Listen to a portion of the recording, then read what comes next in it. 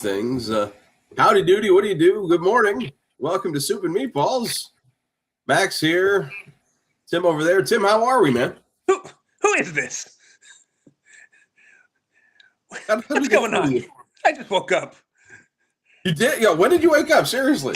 I had alarms set for 9:41 and 9:48. I was up by like 9:43. Somewhere in the middle. So if I look a little bleary-eyed, it's because I was just sawing toothpicks. And I don't know how to. Okay, I mean that looks better. I haven't figured out my light system yet because we haven't done this in. I want to say 2 weeks, so I will. It's been probably since the Super Bowl. Yeah, well, that's the first thing on my rundown because we haven't talked about it. But I had, here in town, there's this thing, this Glacier Fest, and my wife did Beetlejuice. Last weekend, I was in Orlando. The Chambersburg Marching Band took a trip to Disney, and Derek marched through Epcot, which was really cool to see. I considered possibly doing it on location, Soup and Meatballs, but I couldn't figure out Restream on my phone, so I didn't even ask you about it. Plus, Sunday was our getaway day, like we left. Yeah. So we actually went to Animal Kingdom, hung out for a little bit, then went back to the hotel, got our stuff, Ubered to the airport, and did the whole airport thing, which on Sunday was a little bit tougher.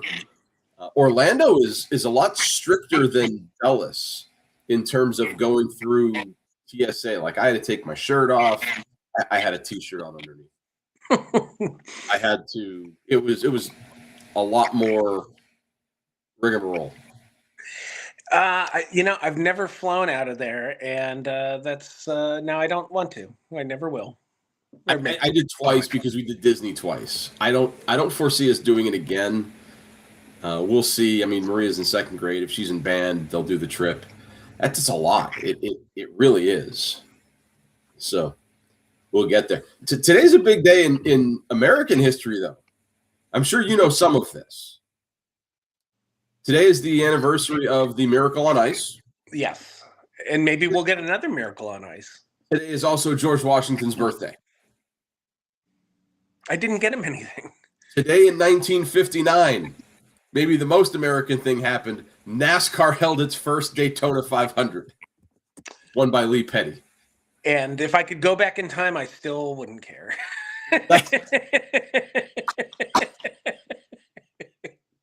I probably wouldn't either. And our miracle right now is tied 1-1. Would it be a miracle though? I think Americans are pretty good, aren't they?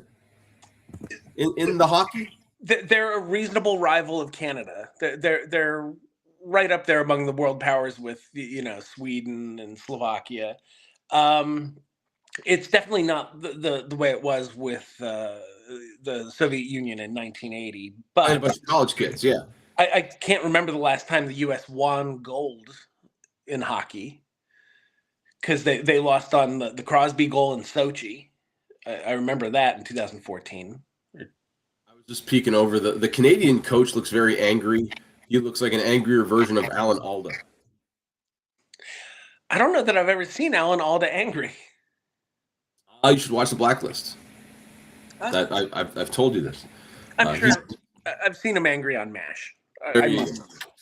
Well, let's get the stuff out of the way. So there's something really cool coming down the line here that I'm looking forward to. Super Bowl was cool. I guess the Seahawks really in what we thought was a somewhat boring game defensively. I sent you that picture that Bad Bunny had more yards rushing during halftime than the Patriots. Yeah, and now he's getting investigated by the FCC. No, is he really? They're reviewing the transcripts of his show because they're like, there was indecency in here. It was just hidden in Spanish. We're officially that stupid as a country. Of course, there it is. So, whatever. I honestly forget enough about the game that I know Kenneth Walker was the MVP, and I know like this for him couldn't come at a better time because he's entering his free agent year. And I wondered, and I thought like we'd have to research this a little bit more, like how much would you want to give to a running back coming off of a Super Bowl MVP, considering the fact that he's a running back?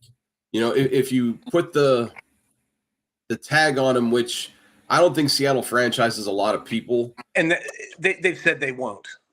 There you go. What would you be willing to pay for a guy like Walker? And I don't know. I don't know the answer to that. You know, running backs have marginally more value now than they did like 3 years ago when they were trying to like organize and be like, hey, we're people too. Running back union, separate from the players union. You know, but it's still not a position that's targeted as high value in free agency.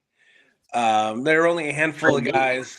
If your name's not Derrick Henry or Saquon or Christian McCaffrey, you know, they're not backing up a Brinks truck to your house. No, and one of the big reasons why the Bears drafted Kyle Monangahe, I don't. Oh, when did they get him? I want to say in the 7th round, maybe in the 6th. Like you, and he was a really good complimentary back to DeAndre Swift this year. You can go find a running back. That's the thing. You get the Bijan Robinsons in the top 10. Super rare. Yeah, that's why it was such a big story when Ashton Genty went as high as he did in the last year's draft. He didn't have a great year, but it was Vegas too. So they've got the Vegas line. They're behind in a lot of games. Yeah. Do you think Vegas was the worst team you saw last year? Was it the Jets or Vegas? Yes. I was shocked how bad Vegas was when they played the Eagles. Like it was shocking how bad they were. But Vegas played the Bears tough, but the Bears also they decided not to play in a lot of games up until the final 4 minutes. Yeah. And I heard on the radio, ESPN did their top 5 teams that are going to come back to earth or have terrible seasons next year. And obviously, Michelle Smallman, the Packers fan, wanted to talk about the Bears having a terrible year next year.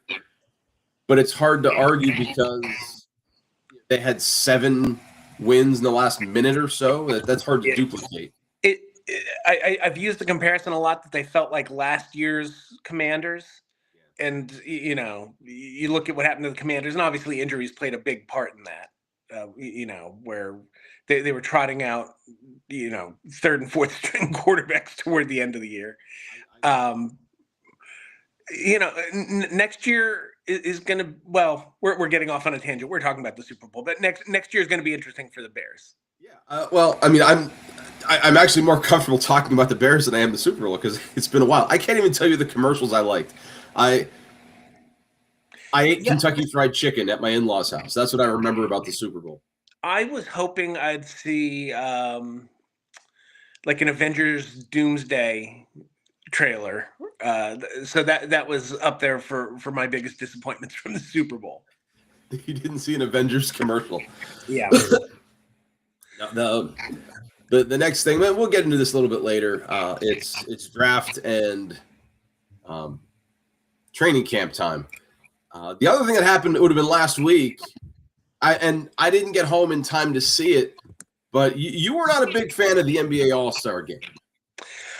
I would like if they selected All-Stars almost like they do like All NBA, where they were just like, okay, these are the players we deem to be All-Stars. And then if they just had 12 global, like a team that was truly like a global team and an American team, and then just had them play for 48 minutes.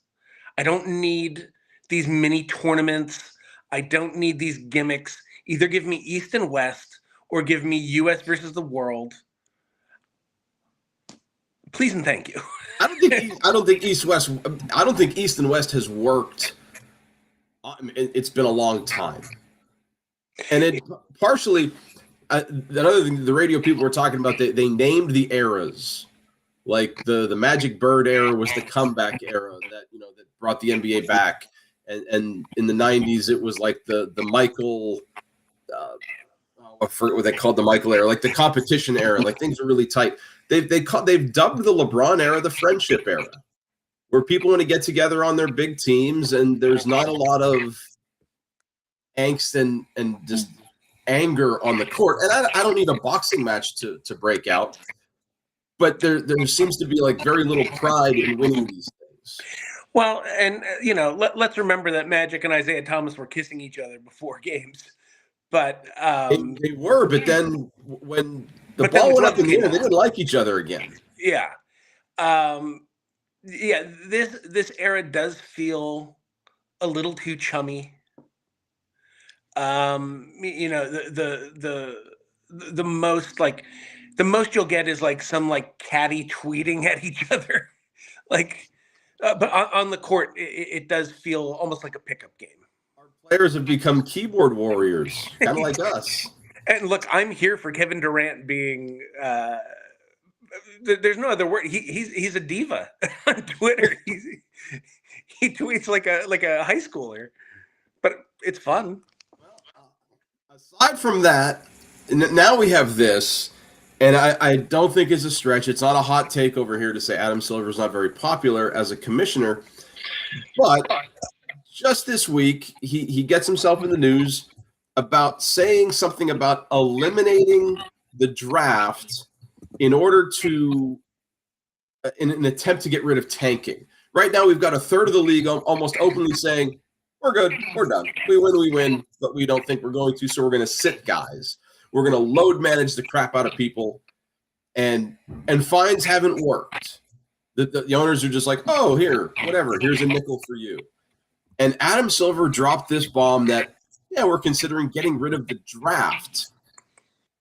What is it? First of all, let's talk about the tanking situation, because you sent me an article a while ago that got into this.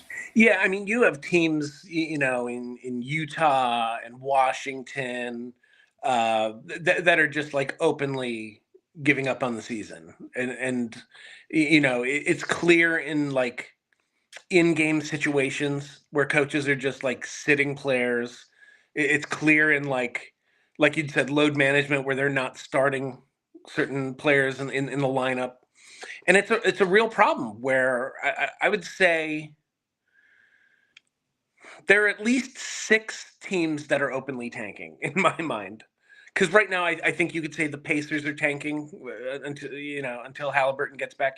Any team that's currently under 20 wins, I think, is justifiably suspect of having given up on the season.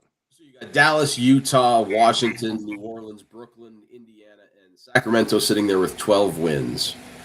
I mean, for Washington to have traded for Anthony Davis and then say, we're going to just shut him down.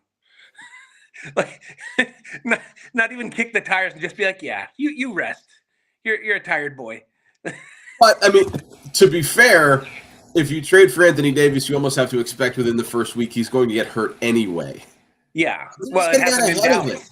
When he came from the Lakers, his very first game in Dallas, he got hurt. It was like the first quarter, wasn't it? Yeah. I don't think he made it to halftime.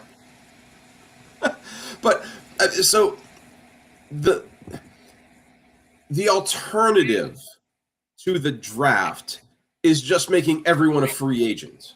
How wild does that get? And how sustainable is that? Because honestly, if you're Cooper Flagg, for example, because I don't know who the number one prospect is in this deep draft, do you really want to go to Sacramento? Money be damned. Like, do you really want to go there? Right. And that's, you were just talking about this being the friendly era. That's the risk where, if Cooper Flagg, college players have existing relationships with some of the NBA guys. Like, boy Boozer up and say, hey, man, Dallas is nice. Exactly. The same way that we get super teams now, like you could have a player like Cooper Flagg who's coming out and he's like, no, I'll take a little less money to go play, with SGA and Chet and trying to win a ring right away. And the salary cap helps with that somewhat, but you would have a lot of prospects who have like lottery guys, like top 5, top 10 guys who would say, I'll take a little bit of a pay cut now to win right away and get paid later.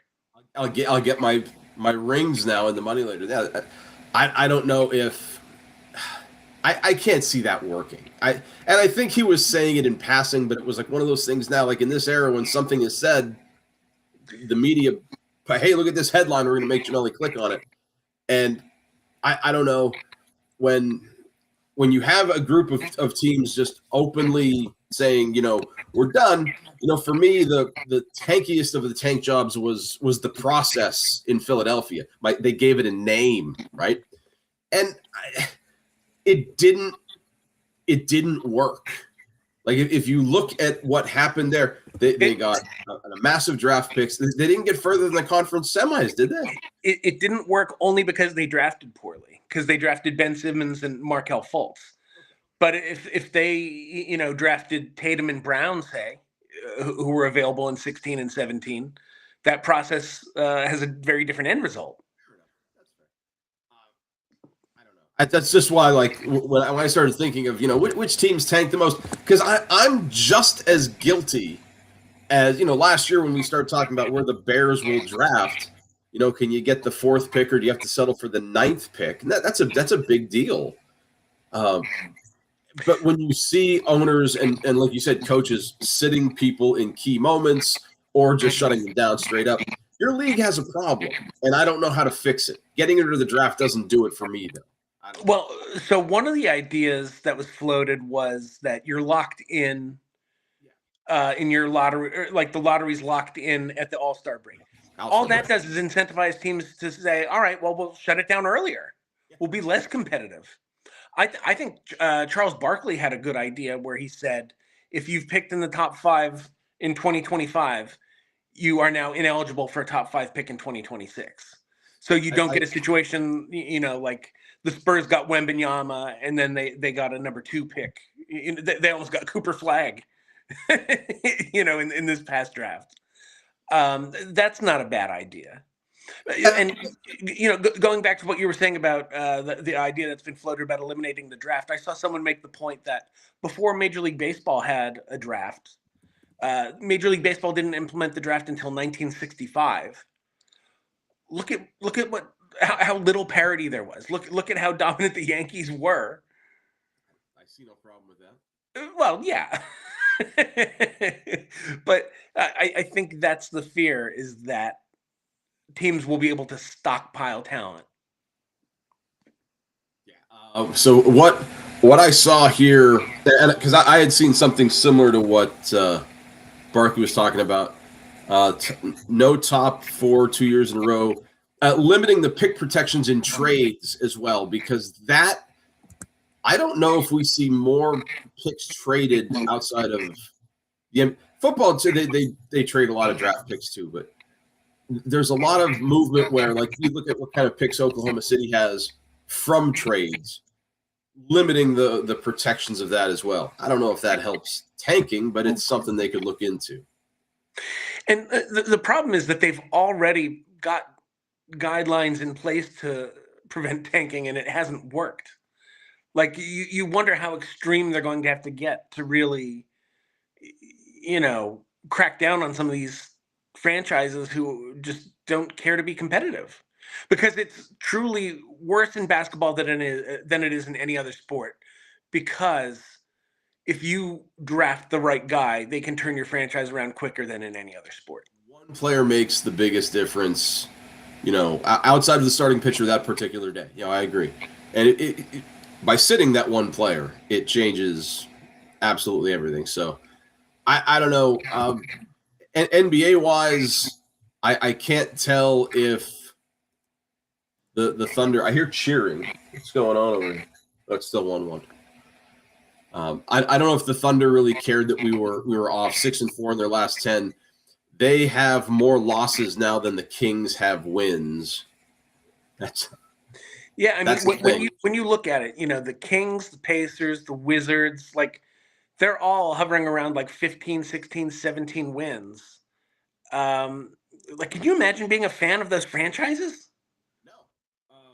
But I mean, like, I root for the Knicks just because they're from New York, and they've been. Let me tell you something. The top of the East is hot right now. I mean, the Cavs have won 7 in a row. Detroit's 9 won their last 10, and they're in 4th place. statistically speaking, Detroit's the best team in basketball. The Pistons are the 8-2, 5 in a row they've won, and they've looked like the class of the East right now. Big win over the Knicks the other night. The Knicks 7 games back. Yeah, what was that was not a close game. I saw the final. Yeah, and 26-11.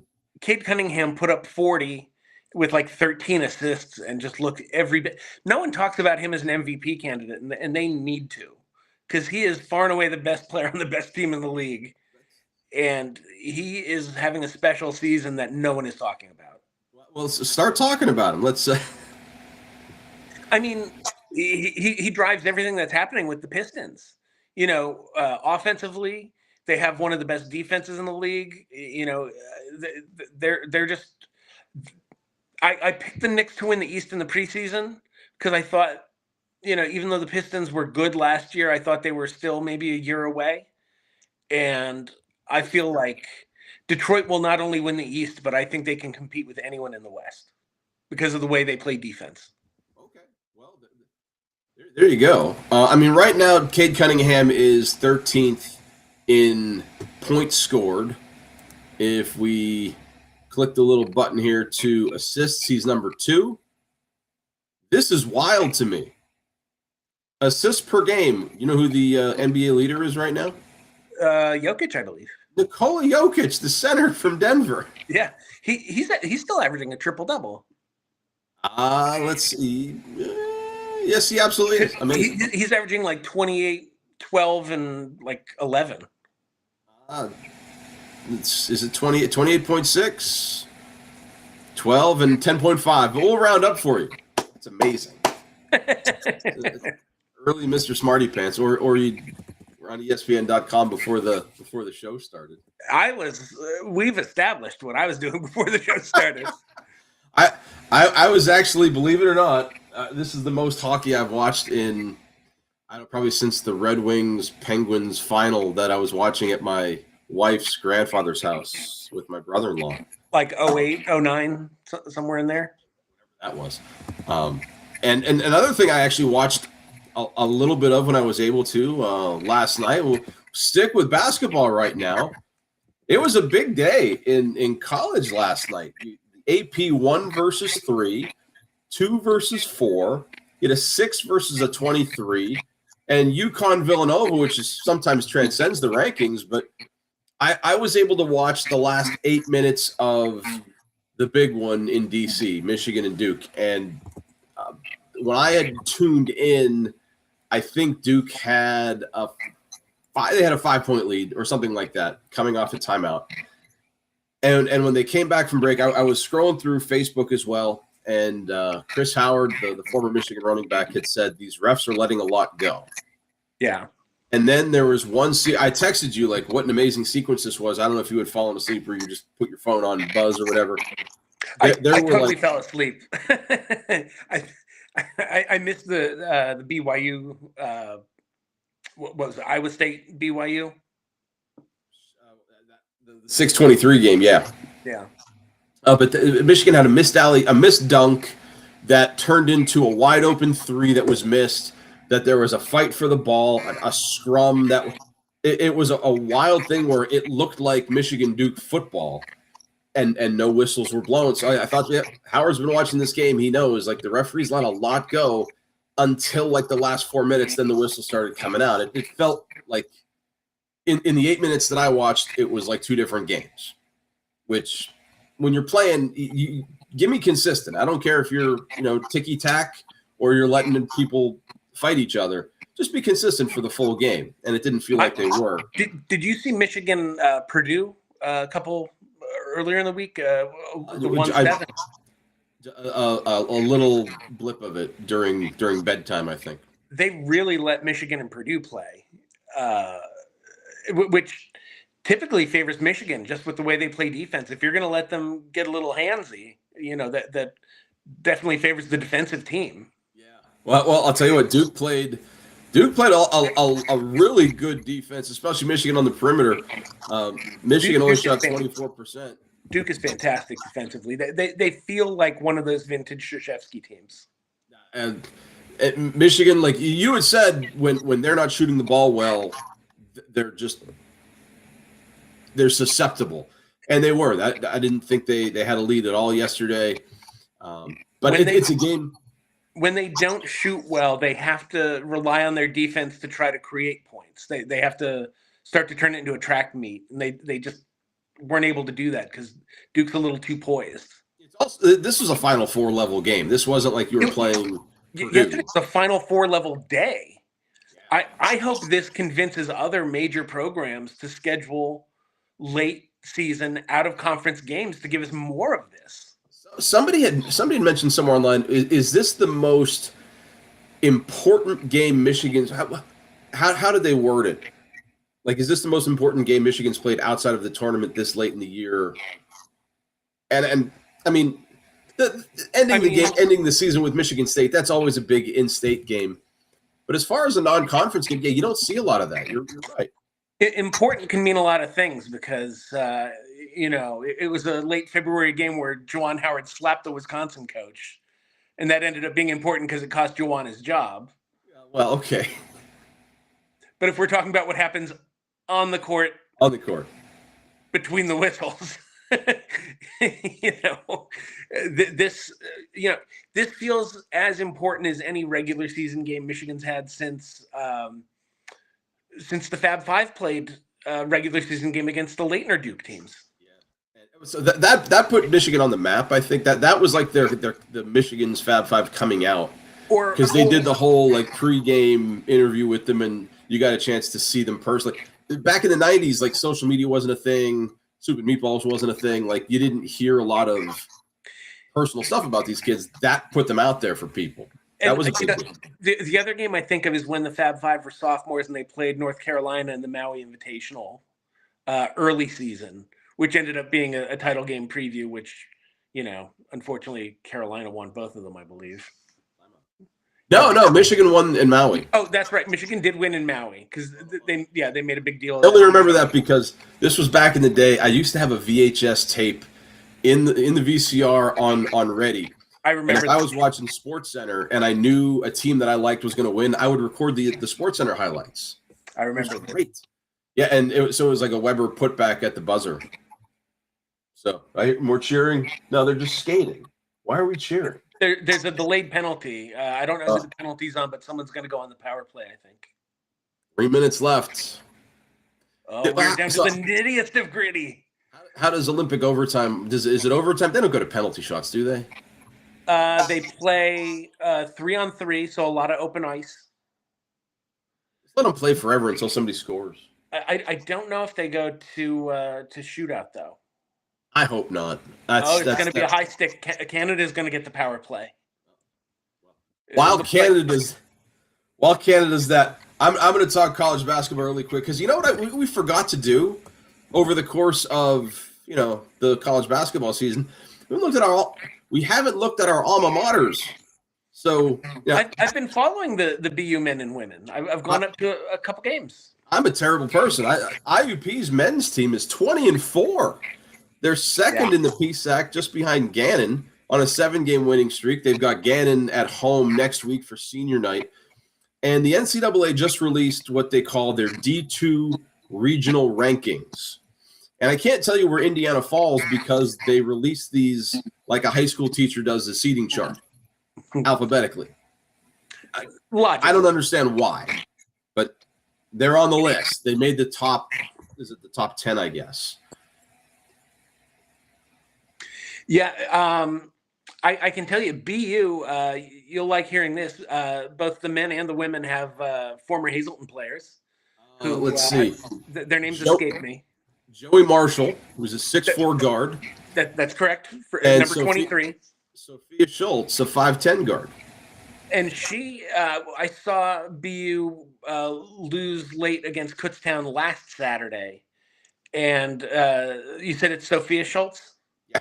She played really well coming off the bench. She led the team. She had like 8 or 10 points, which doesn't sound like a lot, but it was a 48-46 game. She hit a big 3. She had a couple rebounds. Yeah. I'll say And the BU women won yesterday. The men are having a down season. The women are about 500. They're like hovering around 500. I saw. But for as good as the IUP men are, the women are even better. They're 23-1. The lone blemish, a 1-point loss on the road at Clarion, which they avenged later. Again, listed in regional pools alphabetically, but the WBCA Women's Basketball College Association coaches poll, they're ranked 5th. Minnesota State Makanto is ranked number 1. They're 26-0. Oh, so, Mankato. Where else are you getting Minnesota State Mankato in national media? I think you just brought up this segment to really rub my face in it. That IUP basketball is better than Bloomsburg at the moment. No. So, I mean, if you remember when I was at IUP, I knew a lot of the girls on the girls basketball team. Yeah, Beth, your friend Beth, was she on the? Yeah, I met her in dance class, which Beth Stashevsky told me that I should meet Beth McDonald, and I just happened to have a similar class with her. It was just dumb luck how we met. But anyway, like we did this sports train show where there's the 4 people talking, and like one of the only ways I got to be a panelist is because I knew a lot about IUP basketball. Because I used to hang out with Beth, and then she would introduce me to some of the men's basketball players too. They were all, the one thing they all had in common, they were all bigger than me. Like I like looking at the college rosters now for 2 reasons. 1, to see how many kids are from Hazleton or Chambersburg. But 2, to see how many of them are bigger than me. America killed the power play, by the way. They killed it? Yeah, it's even strength now. There we go. Under a minute left. Overtime, here we come. So IUP's women's basketball team, 14 girls on the team. Tim, how many girls do you think are taller than me? What are we saying your height is? 5'8"? 5'8". 14, 14. I'm going to say 8 of them are taller than you. Close. You're close. 10. Wow. 16 girls on the Bloomsburg basketball team, Tim. Only 9 of them are taller than me. You know, it's funny. When I looked at the Kutztown roster, they had one who was taller than me because they had a player on the roster who was 6'5". Okay. So, I mean, you think you could hang rebounding with them in practice? Yeah, I think so. A little older than them, man. Oh, that was not a sincere I think so. I'm way out of shape. Are you kidding me? Although this is my time to brag. When I was at Bloomsburg, I had a basketball class as one of my gym credits. I know. And Charlie Chronister, the former men's basketball coach, was the teacher. And I might have been picked as the captain for my team, so I got to pick who my teammates were. And all the other guys were trying to identify who the next best guy was. And I was like, no, you want to find who the best of the female students in the class is, so she can dominate. When you play, you have a dominant female who can dominate the girl who's guarding her. And we won the class championship. That's the class that if you won the title, you got an A, but if you didn't, you got a B. If you won the title, you got an A. If you didn't, the best you could do was an A-. So me and Amy Pancher won the title with I forget who our other 2 teammates were, and we got the A's in the class. That's awesome. So like the other thing I like doing when I go through these rosters, I like to check to see what these kids are studying. So like Sophia Schultz, she's out here studying secondary math. So what I like to visualize it is in about 7 years when she's teaching somewhere, dominating some kid in the faculty student basketball game. Yeah. Do you have a faculty student game? Do you play in it? In fact, we do. Friday was this thing called Hoops for Heart, where it's a day-long fundraiser for the American Heart Association. Kids can raise money, and the top 25 fundraising teams get to play all day, like they get out of class. And then the winners of this tournament, however they set it up, get to play the faculty team. I have played in this game. I played in it twice, and I'm in no way like I'm not playing now. My ankles are shredded. I'm not doing any high impact running. I did some videography of it though, and I'm going to run some highlights on the morning announcements on Monday. That's pretty exciting. I did like a voiceover with some of the highlights for calling back to my YLN days. It was kind of fun to do. Hey, but the teachers came away with a 32-22 win. Not that our stupid Meatballs audience cares about that, but it was cool for me. You talk any trash out there? You talk a little junk? I'm holding the camera. I wasn't saying anything. You need to like have a running commentary over the video. I can really destroy some self-esteem. I can set it up where, you know, I'll put all the highlights out together, and if I set that up for next week, maybe we can Beavis and Butthead it, the two of us. Speaking of Beavis and Butthead, or at least Butthead, spring training opening all over, and like I was at a show last night. I went to a show with my wife, and I pull out my phone, and I see Yankees 20, Tigers 3, and I thought, man, that's cool. Spring training is awesome, but the big thing now, the big story in Major League Baseball is not spring training. It's not the World Baseball Classic. Why Tony Clark's a butthead? Yeah. You know, and I know people have been having a little fun with the story. He was cheating on his wife with his sister-in-law. I mean, I wasn't going to go in the National Enquirer of it all, but yeah, like you said, that's now. Do we know? I don't know how it was. If it was his brother's wife or if it was his wife's. So I don't know how that works, but still, that is like. I believe it was his wife's sister.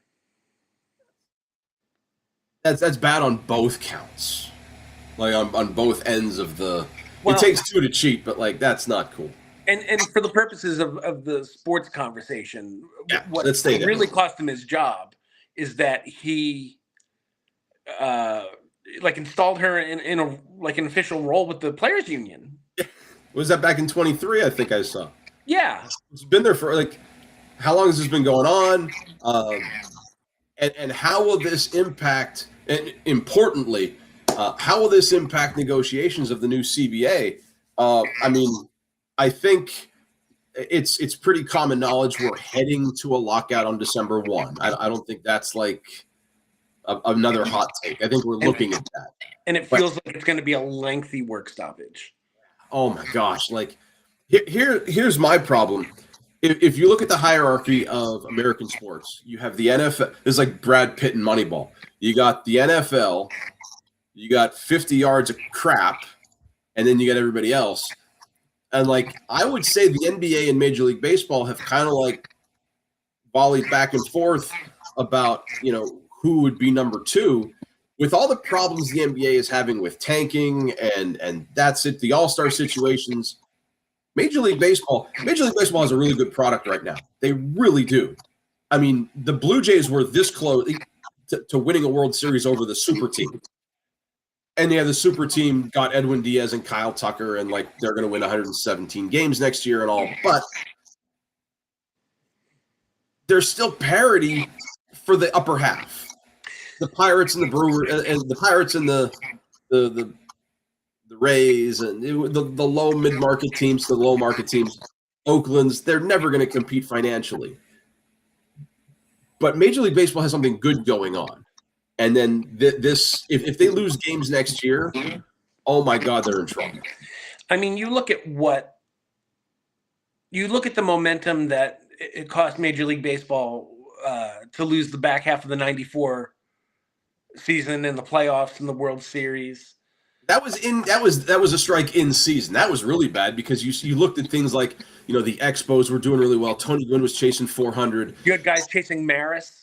Yeah, you had Matt Williams and Griffey and Frank Thomas chasing Maris. You're going to lose the beginning of next year. You're going to lose spring training. You're going to lose opening day, which is a great day for everybody. That's in 2020 when it happened. It was like, oh, we have this pandemic thing that the world is coming to an end. Well, I guess we understand. This is a different story. Yeah, this is This is self-imposed. And so if you're the MLBPA and the owners and you're sitting down to negotiate, the number one thing the owners are going to ask for, salary cap. The players are vehemently going to say no. And I think if I have to predict, if I have to guess what's going to happen, I don't think that you're going to see a salary cap. I think you're going to see an extension of the luxury tax. I looked it up. The way the luxury tax works, it's on a graduated rate. You get 20% for the first year, 30% for the second year, and it's 50% every year you're above whatever they consider their rate. Like right now, it's 244 million. I think if they want to, they can make a de facto cap by just making those percentages ridiculous. Instead of 20, 30, 50, you make it 50, 75, 100. That's a cap right there. But we can talk all day about whatever kind of changes we want to make to the luxury tax. I don't care if they make it or not. I mean, the wealthiest teams out there, the Dodgers, the Mets. I mean, the Yankees come in at their payroll. Their calculated payroll is the fourth highest. You get the Phillies spent more over the cap than the Yankees did. I mean, the Red Sox historically were spenders, but not currently. Not with the current ownership, the Liverpool group. Right now, Boston's coming. They do have a luxury tax hit of $6 million. They're number 10 though, overall out of 30 teams. I mean, the players don't want to go for it, but the fact is, salary caps create parity. Salary caps work. If you have a salary cap, you have a salary floor. You have to then. Yeah, I think what that's going to help is like the middle reliever, who actually, the middle relievers actually they a lot of these guys are making really good money. The thing that might have to change the arbitration system. Like right now, when you get signed and you're on your rookie, you have a 4-year rookie deal. Then there's 3 years of arbitration that you go through before you're an unrestricted free agent. That's a long time. For a sport that has 17 layers of minor leagues. Right. But ultimately what we're talking about is a system where, we were just talking about with the NBA trying to land like a generational player to turn franchises' fortunes around. And we're looking at, admittedly cheap-ass organization like Pittsburgh. Who's a generational player, yeah. Right. And fans just realize we have to appreciate Paul Skeens while we can because he is going to leave. Because we cannot or will not pay him. It's a system where Mike Trout staying in Anaheim, people are like openly questioning like, why? Why didn't you take the money and go somewhere where you can win like Ohtani did? The system questions loyalty rather than say, you can make a comparable salary by staying and building a winner, in Anaheim, in Sacramento, in Kansas City, in Pittsburgh, wherever. It's bad for baseball overall, and I don't know. I don't see them. I don't see them going for a salary cap. I don't.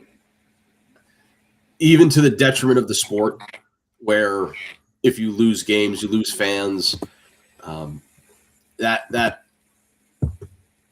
I don't know. I will tell you what I do know, though. Yes. I do know that the World Baseball Classic is coming up, and I'll tell you what, man. I like what the WBC does. I like what they try to do. I don't know if Olympic baseball is on the same level as this. I have on the screen. I have the United States roster. Oh my gosh, this team is like. I think they've got a chance to avenge their loss against Japan last year. Yeah, it's funny. 4 years ago, whatever. It's funny. The World Baseball Classic isn't a thing I think about until it's coming up, and then I remember I think it's every 3 years, and I remember Ohtani striking out Trout, with the game on the line, and then you're like, cool. Oh right, this is a lot of fun. I mean, up to a point. I mean, the United States starts in Pool B. I think I have the pools up here. Let me see if I can.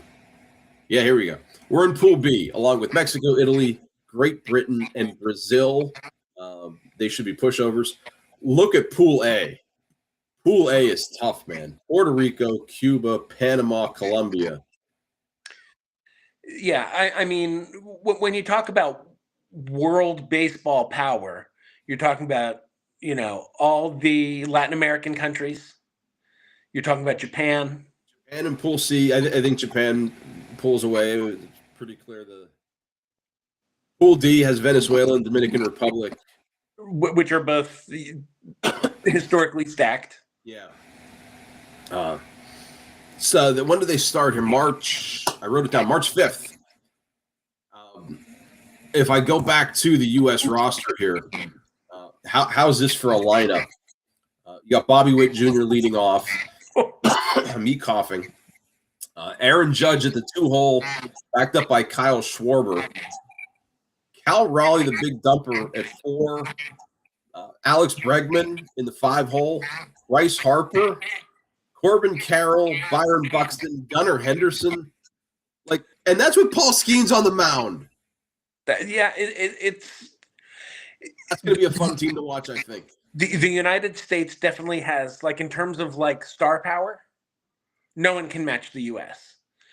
But that's the thing with Japan and Venezuela and the Dominican Republic is they have talent pools of players that most of the world hasn't heard of, who can compete with the Bobby Witts and the Judges and the Bryce Harpers. Yamamoto's on the Japanese team. He might pitch 37 innings. Shohei Ohtani, obviously, everybody knows him. Yeah. Yusi Kikuchi, who I see his picture, he's wearing an Angels hat, so he's in the majors. A lot of recognizable names for Japan: Matsui, Miyagi, Takahashi. These are names that if you're into Japanese baseball, I'm only saying that because they have their pictures with their Japanese hat on the roster, so they're probably from years past. USA Japan final. You heard it here first. Yeah, I mean, I don't think anyone would be shocked to see them run that back. I mean, they're probably the 2 preeminent baseball powers in the world. I think that's set for March 17th. So right about midway through spring training. And this is about the time where, I look at a score of 20-3 and I think, okay, I really follow Brian Hoke hard in spring training because he's like the Yankees beat reporter. He has a TikTok channel, and he's optimistic and upbeat despite the minimal moves that New York made. The key right now is just to stay healthy.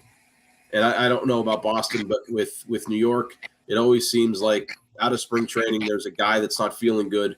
The first day of spring training, it was Cam Schlittler, who said he was experiencing back discomfort. It was like it's day 1.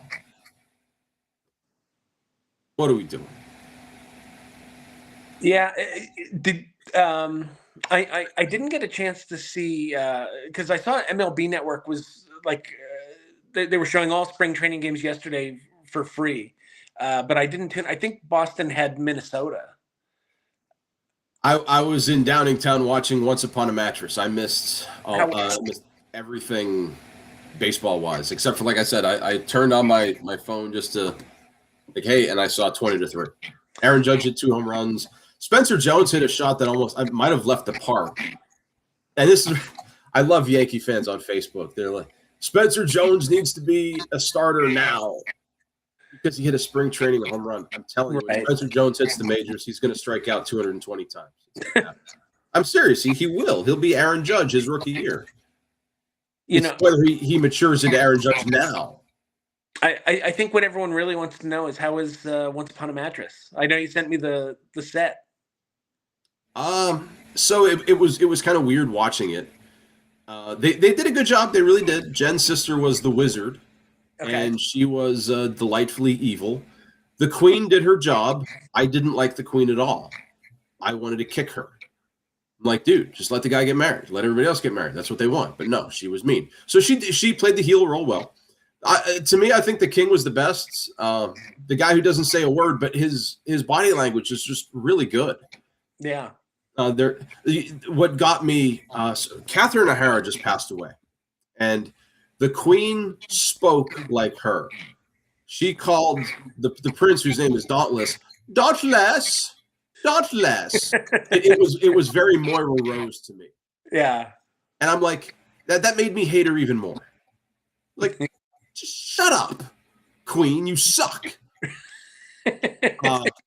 And we joke because Jen is a big fan of theater, of not comedies but tragedies. She likes when people die. Just loves violence. You had suggested the Shakespearean third act where the king kills the queen.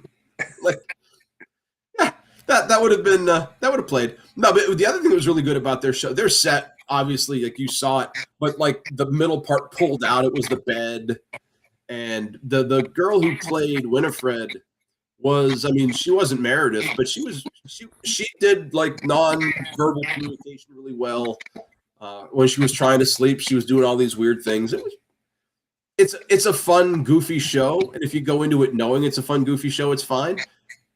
They did a really good job being fun and goofy. All right. So yeah, and you remembered more of the show than I would ever have remembered. I didn't know Normandy was a song. You're I love the text. Like that's one of my favorite songs from the show. Yeah, that was Simon and Mike Steiner and Heather Gortfa sang that. Okay. Yeah. Thing where if I wasn't on stage, I don't think I paid attention. I don't know what I was doing off stage. I was watching all the offstage drama that we talked about. I used to, and not that I was trying, but just like, when we would like rehearse, I knew everybody's lines and the words to every song. Your mind works in a phenomenal way. And I think you were right. I think Sircott was the wizard. The reason why that threw me is because he also sang the opening song, so he was like the minstrel wizard. But I think Perini came in later and did other minstrel stuff. I think when they both had to be. I think Sircott was the minstrel now that I think about it, and Perini was the wizard. I think Perini as the wizard would have been really funny because Sam Denke was a person of stature. She was taller than me. Yeah. And Perini is not on the big end. Yeah. So I think them scheming would have been funny visually. I'm laughing just thinking about it. I mean, so there you go. I'll tell you what. I'm going to introduce a new segment on the show here, and there's nothing to do with Once Upon a Mattress, but like everybody's happy, and I thought to myself, well, I'm going to be unhappy right now. The graphic. Yeah. I'm going to call this "You Just Made the List." You made yourself kind of jacked, I noticed. Did I? No. That's just a straight picture of. I did not tell AI to make. I'll send you the prompt. But you see the little car there? You see the car? Yeah, I see the car. So you remember the list? I remember the list. So every now and then, if I can do this weekly, that's a good cathartic thing for me. I'm going to put somebody on the list, the blank list, and right now it's going to be Micro. We gonna go? Hey, there it is. Yeah, U.S. just won it in overtime. USA. There we go. Or you know what? I don't have my USA socks on. I almost wore them. Like you can get your foot up to the camera. Come on. I was gonna take the sock off. Oh, okay. Come on. Anyway, get on my list. Right. Let's get on the list. Microsoft, you're the first person I'm putting on the list right now because I run the Chambersburg High School radio station.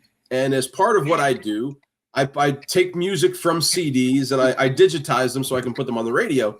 And Microsoft has retired the online CD metadata service for their Windows Media Player so that whenever I put a CD in to try to rip the song onto the hard drive, I don't see song titles. I see track 1, track 2, track 3. And as a result, I have to manually put in all of this metadata so that when I can put it on the radio, you see in your car that, oh, this is this song by this artist. I am so irritated. And Microsoft, you suck. You got them. They're on the. You know what? I was always in the passenger seat in the Granada. I'm putting Microsoft on the list. I'm depending on you now. Pull out one of your bills or whatever it is that you use, and maybe at the end of the year, maybe we'll revisit the list and just see how many people have angered me throughout the year.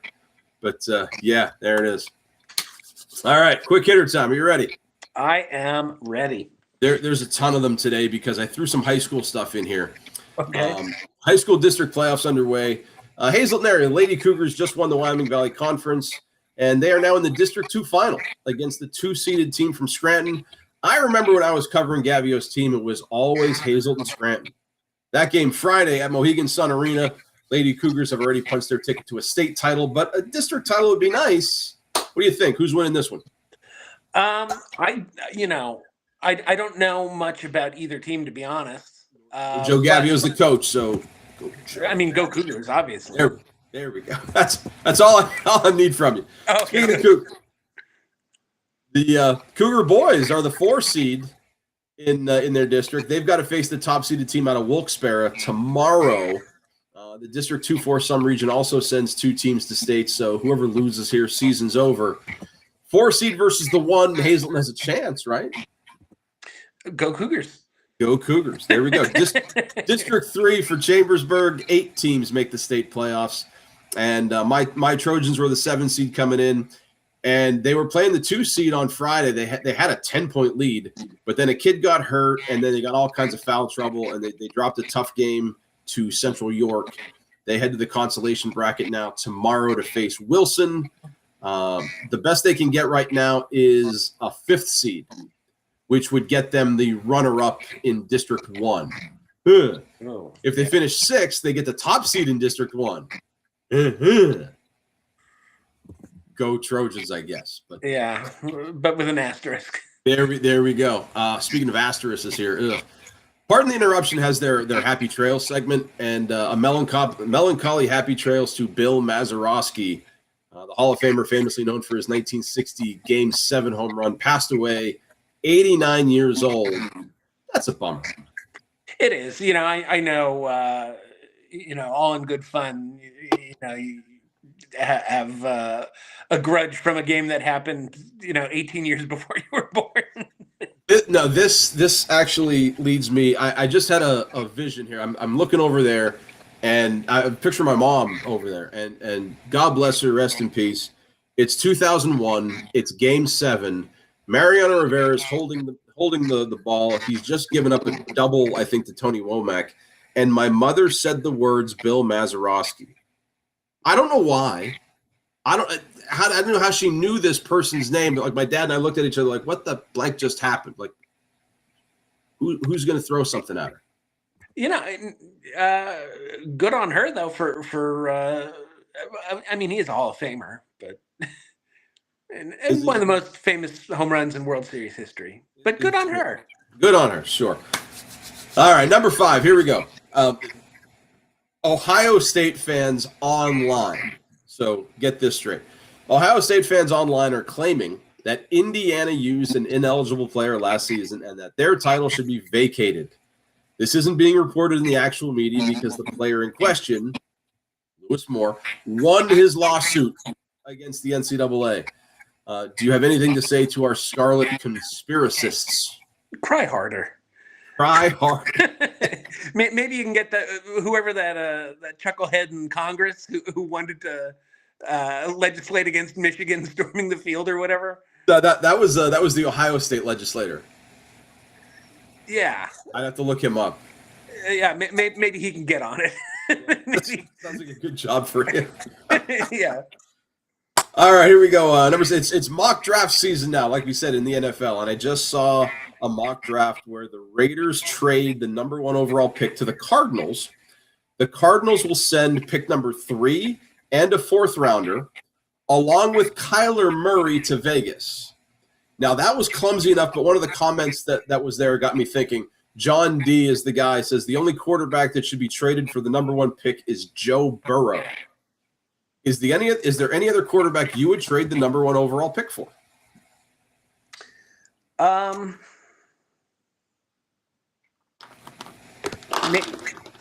Maybe Lamar. At this point, how many years do you think Lamar has left? His health is questionable, though. Burrow's health is questionable. I think it's more questionable. Josh Allen? Josh Allen's almost 30. Like the puppies, like Drake May, Caleb Williams, Bo Nix. Yeah, I don't know, but that got me thinking. Yeah, I don't know that there is anyone that I would trade the number 1 for. The lure of what might be is always better than the lure of what is. I agree. I sound like a fortune cookie. Speaking of lore, I spent a few days in Disney. I didn't see too many characters like you would see. The coolest guy I saw was named Peter. He was the host at one of the food events that I was at. Peter's great. Do you have a favorite Disney character? I think mine's Peter. Disney encapsulates a lot of things because, Disney owns The Simpsons now. Oh, do they really? The Simpsons are on Disney Plus. Disney owns Marvel now. Marvel's part of Disney. Yeah, but you're not. You know what I mean? Like not like classic, 1980s, 1990s Disney character. I'm going to go back. I'm going to say probably Donald Duck. I was a Donald Duck guy too. He was just because he was mad at everything. Yeah, and just Here's a picture of Donald Duck. Do you think Donald Duck has a list? He doesn't have pants, but he's got a list? If he doesn't, but he needs one. There's no question with this one. It's just a little tidbit for everybody. Penn State University right now, it is Thon Weekend. If you don't know what that is, 16,500 students, more than 700 dancers. They stand up on Friday, literally, like from a seated position. They stand up and they won't sit down until 4 o'clock this afternoon, concluding a 46-hour, no sleeping, no sitting dance marathon to raise money for childhood cancer. That might be the best thing that ever happens at Penn State, I think. Agreed. Yeah, aside from a few evenings I spent there that Dave could tell you about. Yeah, we talk a lot of good-natured trash about Penn State, but that's well done. That they do right. All right, here we go. Number 9. Last night, I'm watching some TikTok stuff, and I saw this point of view skydiving video, and I thought to myself, somebody had to be the first person to do this. Like somebody, can you imagine sitting around this R&D meeting? Like, yeah, we got this parachute, and Tim, we need you to jump out of an airplane and test it. No, I'd quit the job. I don't know. I'd go be an accountant. Somebody thought that was a good idea. Like, I marvel at, we as a species here on this planet rotating around. It happened to me at Disney. Like, I'm just looking around like, this is the decision that you made to, you're going to be a cast member. Like, you're trying to get into show business maybe. And you over there decided you're going to jump out of an airplane. Why? You could do that with somebody anything. had to be the first. You could do that with anything, though. You know. I do sometimes, and I think it's amazing to me. Like Abner Doubleday decided it was a good idea to hit a ball with a stick. You could be the first guy to be like, you see that animal? I'm gonna squeeze its udders, and I'm gonna take what comes out, and I'm gonna give it to my child. No, I'm gonna do things to the liquid that comes out, and then it's gonna harden into some sort of substance. I'm gonna eat it. And I'm gonna put it on my meatball. Yeah. I'm gonna call it cheese. Nice. Yeah.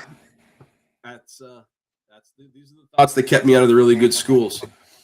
Speaking of school, as an accounting teacher, we're in the middle of payroll right now, and I'm scrolling through the Book of Face, and I saw this. It's a pay stub of a former Atlanta Falcon. Not that bad for 1977 money. But Tim, do you know who the mystery Falcon is? There's the picture right there to help you out. I don't. 1977. 77. I don't know who that is. You might know him a little bit better. Today is a big day for America. He's a big American fan. It's the Hacksaw. It's Hacksaw Jim Duggan. And, I didn't recognize him as 2x4. Yeah, he's speaking well of the NFL because he's part of it. I thought that was kind of a funny thing to put on their pay stub. Yeah, Hacksaw doesn't speak well about anything. He might not speak well linguistically, but he's there. One more in the world of professional wrestling, because we got a wrestling theme coming here. I saw this. I'm scrolling through my TikTok reels, and there's Ric Flair on Ric Flair's channel, nonetheless, promoting a self jewelry line from Super Jeweler. There it is. And I checked it out. You can score an $18,000 engagement ring for a paltry $9,800 by using the code NatureBoy. So, Tim, is using NatureBoy as a coupon code for an engagement ring a good sign or a bad sign for upcoming nuptials? If you are proposing to a woman who accepts this ring and thinks it's cool that it's related to Ric Flair, I think that is a marriage that is destined to succeed. I would hope so.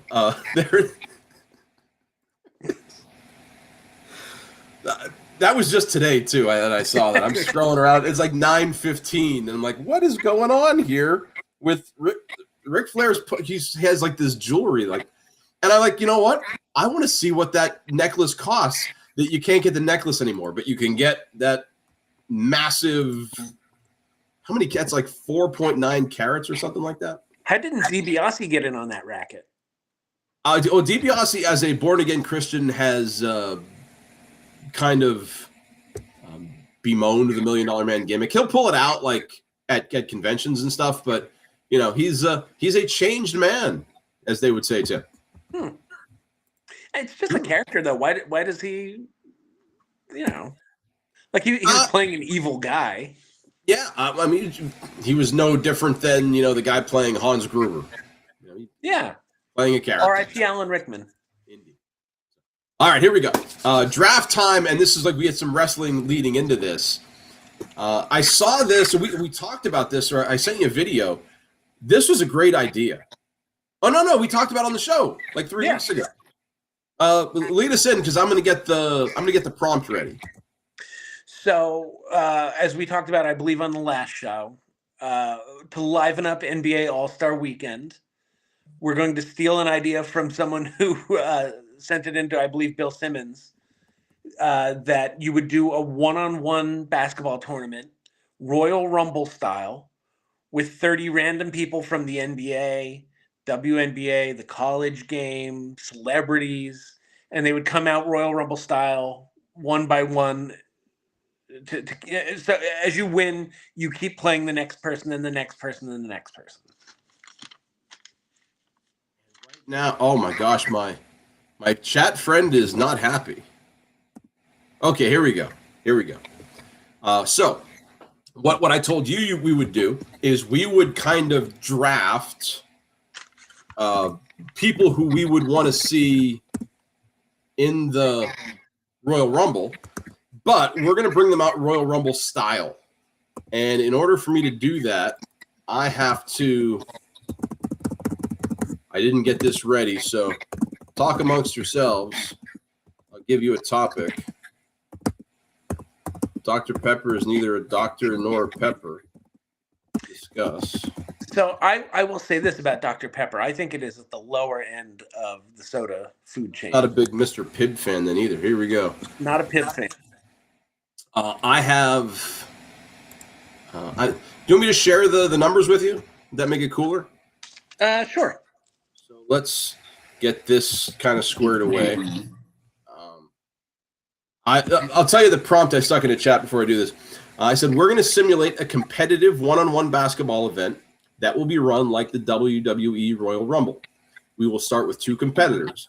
The winner of the game stays on the court to face the next challenger. This continues until all players have made an appearance. We will have 30 competitors total. Your job is to simulate a one-on-one game played half court to a score of 10. Points are 1s and 2s behind the line. The rules of current NBA basketball are in effect. Any foul results in the fouled player taking the ball out at the top of the key. There are no free throws. Call your own fouls as well. As we simulate the games, take into consideration the current age and skill level of the player as of 2026. Consider the potential for fatigue for the winner of the previous games. The winner is given a 3-minute water break before he or she returns to the court to face the next challenger. Provide some highlights of the game and the winning score. I'll give you the players when you're ready. So he says he's ready. Start with entrants 1 and 2. So let me see if I can.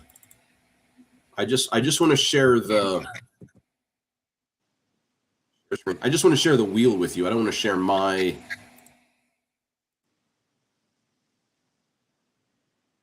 There we go.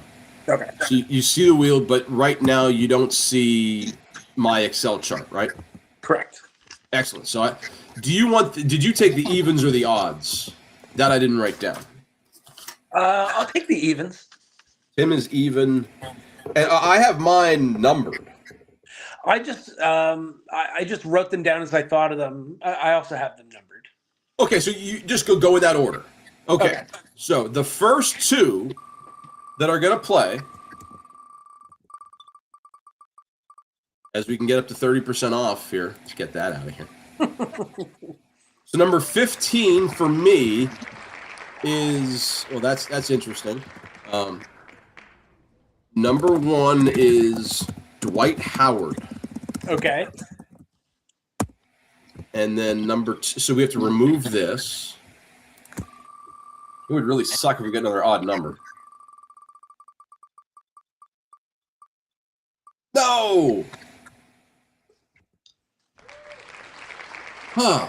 Well, this will be this will be an interesting matchup. The number two player is Donovan Mitchell. Okay. So we have a first round matchup: Dwight Howard against Donovan Mitchell.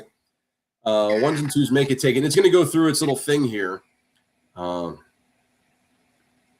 Oh my God, it's really giving a lot of commentary. I'll tell you what, I will just give you the final because we could be here for 6 hours if I read the whole thing. Right. But this is like really cool. The final score closer than you would think. Donovan Mitchell 10, Dwight Howard 7. Okay. So there we go. Let's get one of your guys in there now. Give me an even number here, Wheel of Names. Let's see who Donovan Mitchell's going to play. You got to be kidding me, Mean Gene. Let me go to my number 7 player. Number 7 is, where are you, ChatGPT? Next entrant, Kevin Durant. Oh, Durant's going to win this. Against Donovan Mitchell? I think so. He's new entrant, Kevin Durant, age 37. Right away, Durant doesn't let Mitchell turn it into a track meet, slowing the tempo. Wow, they are getting into this. Durant has a 9-7 lead right now. And he comes back and he wins 10-7. There it is. All right. So Kevin Durant stays on the court, light fatigue, gets his 3-minute break. Oh, I didn't remove 7, so here, just delete you. There we go. Next up, even number. 2. God, are you kidding me? It is not number 2, as you can see. It is not. I imagine I might be taking some of your thunder here. My number 3 player on my list. Next is Nikola Jokic. I think Durant wins this too. I think it's a good game. I think I don't know how fatigue plays into this. I think that's the most intriguing part of the whole AI-ness is, how much do they build that in there? So, who did you have winning this one? I think Durant. I think the one-on-one format doesn't favor Jokic. Jokic 10, Durant 8. Well, shut my mouth. Yeah, and because of that, we're going to get an even number here.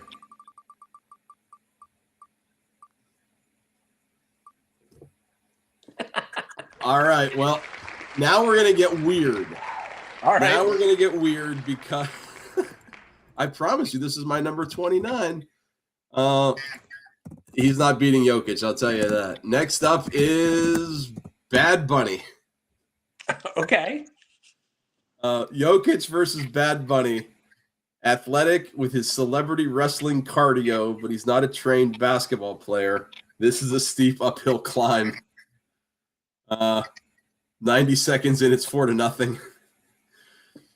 8-2. Oh, he gets 2 points. Oh, good. There we go. The highlights of the game: the surprise jumper from Bad Bunny gets the crowd going. But Jokic wins 10-2.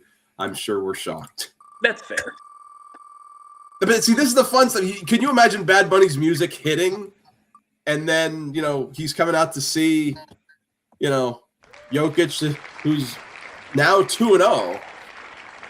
This number was 20 though, Tim. So who is your number 20 or thereabouts? My number 20 is Shohei Ohtani. Ooh. Next up is Shohei Ohtani.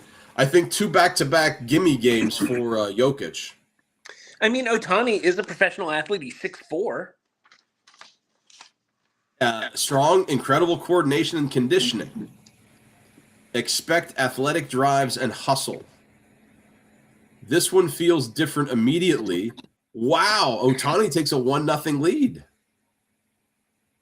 Oh, yeah, okay. Final score, Jokic 10, Ohtani 5. That's fair. But the highlights were Ohtani opens the game with a blow-by layup. I could see that he's got wheels. Yeah, so Jokic has knocked out a couple of guys now. Durant, Bad Bunny, Shohei Ohtani. The lower the number is generally the better player for me. And we get a 12. So this is you again. So who would be like the number 12 person on your list? Number 12 on my list is Allen Iverson. Interesting. So Allen Iverson's a little smaller than Jokic. He's a little older. The scouting report says prime Iverson would be a nightmare. But at 51, this is more about craft, handles, and heart than explosion. Nobody ever accused Iverson of backing down. And the first possession, vintage crossover, Jokic bites just enough. AI sneaks in a scoop layup. All right. At the end of it, though, it's not close, as you wouldn't think. But it's good for All-Star game, right? You get to see Iverson. It's a 10-5 Jokic win. So Iverson did as well as Ohtani? Sure. All right. And next one down the line. And so you can have the big countdown up on the screen. How amazing would this be? Oh, just stayed on number 30, just long enough for you. Who's up next? You speak of the devil will appear. It's the nature boy Ric Flair. This is great. And I wrote down, next up is nature boy Ric Flair. And now, I'm giving feedback. Oh, I don't want to give feedback. I just give me fun stuff. How needy. It is. Tell me I'm good. So on the one end, the game is 1-1, and that's as close as it gets. On the other side, it's 4-0, and then the moment happens. Flair sneaks in, pokes the ball loose, grabs it up, throws a 2-hand set shot from inside the arc, and it banks in, and the crowd explodes like he just won Game 7 of the finals. 4-1, Flair struts. Woo! Jokic can't help but laugh. In either case, Jokic wins this one 10-1. That's fair. Ric Flair is eliminated. Nikola Jokic advances again, still barely sweating. So we got to get him a matchup here. Yeah. Max is odd, and my number 11. My number 11 is interesting, but Wow, hold on here. Learn how to spell his name. Is Shaquille? I just put Shaq down. Shaquille O'Neal. He's on my list too. Oh, well, you better. Well, that's I made a list of 30 just in case this happened. All right, so I'll cross him out on my list. So we Cross him off then. All right.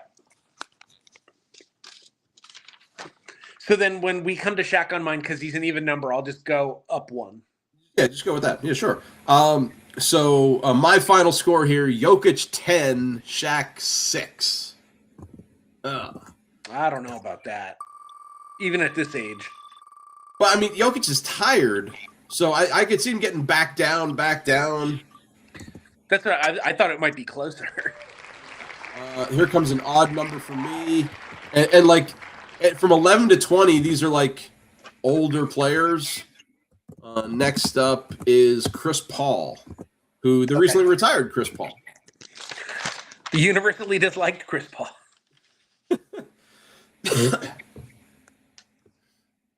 I think Paul might have a shot here at this one. I do too. And he's still in playing shape.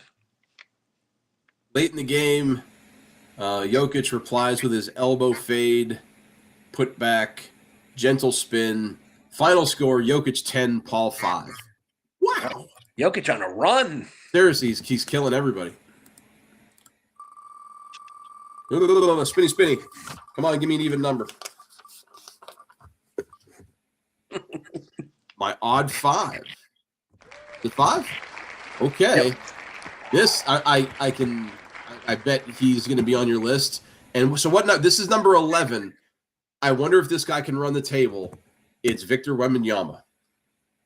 He is on my list. He's beating Jokic now. Jokic has to be tired. Even if he's playing like the Bad Bunnies of the world.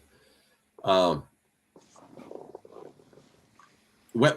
think Wembanyama has to win this one. I think ChatGPT has this thing screwed up. Jokic 10, Wembanyama 7. Wow. Okay. I mean, so Wemby's out of it. Shocking. Over the top rope with the Frenchman. I really thought at 11, especially with some of the other names I have on the list, Wemby had a shot. All right, so you are up. Who is your number 4? 6'6" from North Carolina. It's Michael Jordan. I had Michael Jordan on my list, but this is why I have extra. As much as I'd like to see Jordan win this, I mean, especially after the Wembanyama game, has to take something out of Jokic. Jordan did just turn 63, by the way. Yeah, that's what it says here. On February 17th. Yeah, so, I mean, what was the final score of the Wemby game? Wemby got 7. 10-7. Jordan got 6. 10-6, Jokic wins. Okay. That's fair. Jordan's 107 years. Like the guy from Coming to America. Michael Jordan's 127 years old. 26, it looks like. That's you. 26 is Cooper Flagg. Was Cooper Flagg on my list? He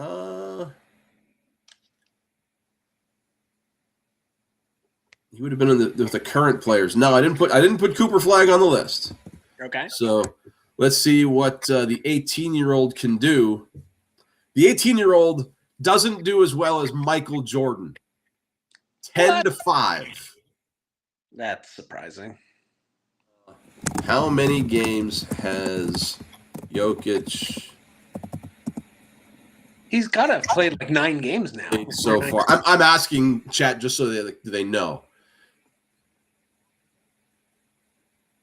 Nikola Jokic has won 12 games. 12 games. Okay. He's beaten. But, I mean, think about who he's beaten. Kevin Durant, Bad Bunny, Shohei Ohtani, Allen Iverson, Ric Flair, Shaquille O'Neal, Chris Paul. I think just based on those, Victor Wembanyama has to win just based on, Well, we have to abide by what ChatGPT says. It's our computer overlord. That's whatever. Okay, next up. Did you hear that little song? I did.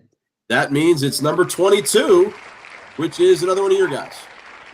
Number 22. I promise I'm not just. That would be Donald J. Trump. You know he would agree to this because he can't say no to a camera. If he scores, then scouting report. He's just going to claim that he won anyway. Yeah, sure. So the scouting report is Donald Trump is, let's be honest, not a basketball player. Very limited mobility, stamina, and skill. This is mostly a novelty matchup. Jokic has 12 games under his belt, but has been pacing himself. But so fatigue is light. I don't know how you're pacing yourself against Kevin Durant and Victor Wembanyama. I don't buy that. Or all right, 10-0. That's fair. That's fair. A mostly novelty appearance, and I'm. Trump flails a long-range set shot air ball. Trump tries one last long two rims out. So, I mean, hit the rim. Now, after losing, does he agree to leave the court? Should I ask? No. We will not get political here on Soup and Meatballs. Thank you very much. So the next one up is 17. And on my list, number 17 is Sir Charles Barkley. Okay, he's also on my list, so I'll have to cross him off. Sir Charles, still a strong, tough, aggressive player. I think Jokic is getting like all of these like funny ones. Jokic is going to Ric Flair this thing. He came in at 3. Barkley scores 6, the same as Michael Jordan. That's fair. So 10-6. Barkley, see ya. Barkley lost some of that Mongiorno weight. It's going to look like 14, so it's back to you. So Barkley was 14 on my list, so I'll go up 1. Okay. And just because I was thinking along these lines, it's Kenny Smith. I love it. No, that's great. That is absolutely great booking. Oh, boy. Just because when I wrote Barkley down, I was like, oh, why not put the Jet? Did I put Kenny Smith down? Because I think I might have been thinking the same thing. Oh, my God, you were such an idiot. Max, you know what I wrote down? Kenny Albert? I wrote Kenny Anderson. Oh, he worked guard too. from Georgia Tech in New York. I'm not sure if he's alive. I feel bad saying that. I think we would have heard if he died. But I was going for Kenny Smith because I wrote him right under Charles Barkley. Well, okay. It works out that you didn't, though. I would have felt very embarrassed. Obviously, Jokic wins 10-5 over Kenny Smith because why not? So it's a good story. This is like the Brock Lesnar Rumble where he's just throwing everybody over the top and just waiting. Number 6, this is going to be one of yours. Right. So Shaq was my number 6, so I'll go up 1. Okay. And that's going to be Draymond Green. This one should be, for all intents and purposes, a good basketball matchup. Draymond, a superior defender, even against people with more height like Jokic has, but very limited offensively. Well, he does score 5 points. Jokic 10, Draymond Green 5. If nothing else, Draymond had to have worn Jokic out. Fatigue is still very manageable for Jokic. That's what it says. Like, wow. All right, who do we got? 21. That's me, and 21 is not going to win this game. But I'll tell you what, it's going to be a fun one. The next one up is Adam Sandler. Sandler was on my list. Of course he was, because he's celebrity, big into basketball. What was the last movie he did with like the 76er guy that got drafted? That was a good movie. That was a good movie. That Netflix movie. I forget the Hustle. Yeah, let's go with that. Yeah, it was Hustle. Yeah, he scores 1 more point than Donald Trump. 10-1, he loses. Fair. I don't know if it's fair. I might have given him 2 or 3. 16 is coming to you. Number 16. This might be where Jokic falls. It is Steph Curry. Steph Curry was on my list as well.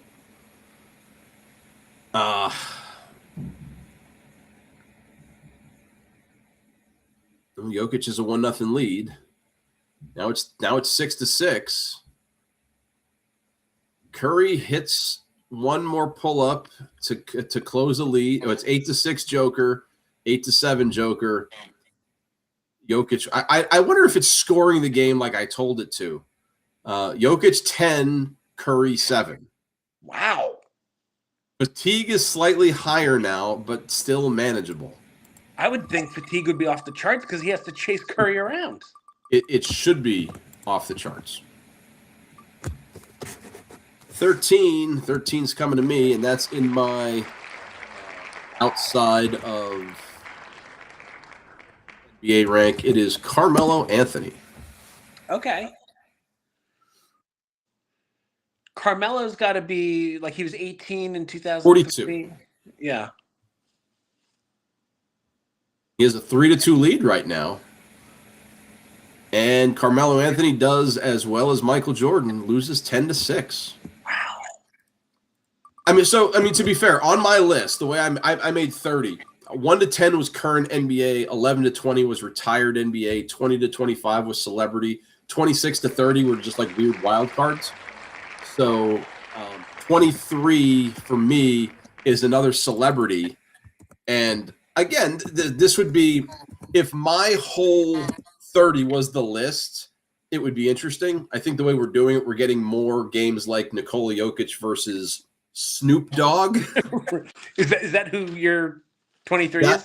That is the current matchup right now. Jokic versus Snoop Dogg. Yep, he's got to crip walk his way out there. And Snoop Dogg does as well as Adam Sandler. It's 10-1 your final.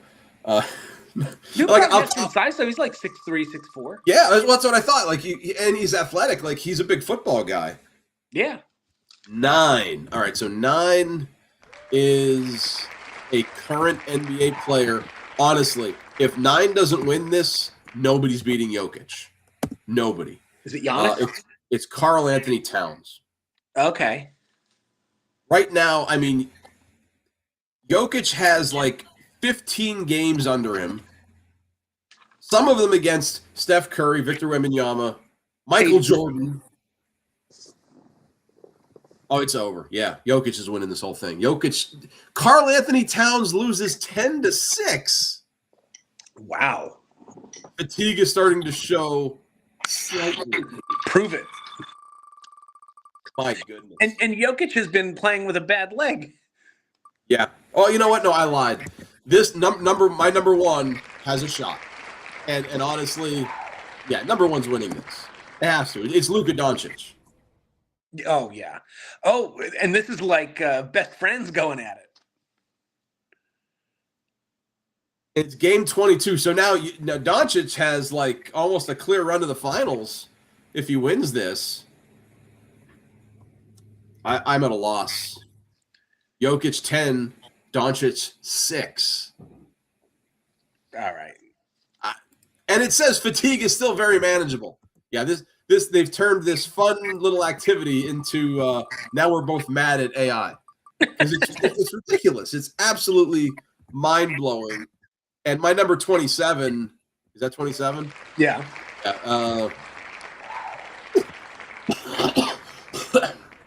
27 is well, you know what? If they win, good. I don't think they will though. It's Paige Beckers. Okay. Come on, Beckers, do it. Take them out. I think everybody in the stands, right? If this was actually the way it was playing out, everybody in the stands would be rooting for Beckers pretty hard, unless you're a Jokic fan. Yeah, unless you're from Serbia. Beckers 10-4, she loses. Not a shock. So we have 7 more entrants left. Okay. 2, 8, 10, 18, 24, 25, 28. And number 8, this is you. Who do we got? Number 8 is along the same lines as Draymond Green, one of the heels of the NBA and one of the great defenders in the NBA, Dylan Brooks. Dylan Brooks. All right, here we go. He's 30 years old, a scrappy, physical, defensive-minded, decent scorer, as it says. He is. Jokic has size, craft, and slight fatigue after 23 games. We should have given him like a 1-minute break. 10-3, Jokic wins. Not even close. 10-3. Put some respect on Dylan Brooks' name. Come on. They will not. It's definitely going to be you. 2-10. It's going to be 10. Who's your 10? Number 10. I like Jokic's odds in this one. Another celebrity basketball fan, Timothy Chalamet, take the court. Oh, boy. Chalamet. I don't know how to spell it, but I got close enough, I think.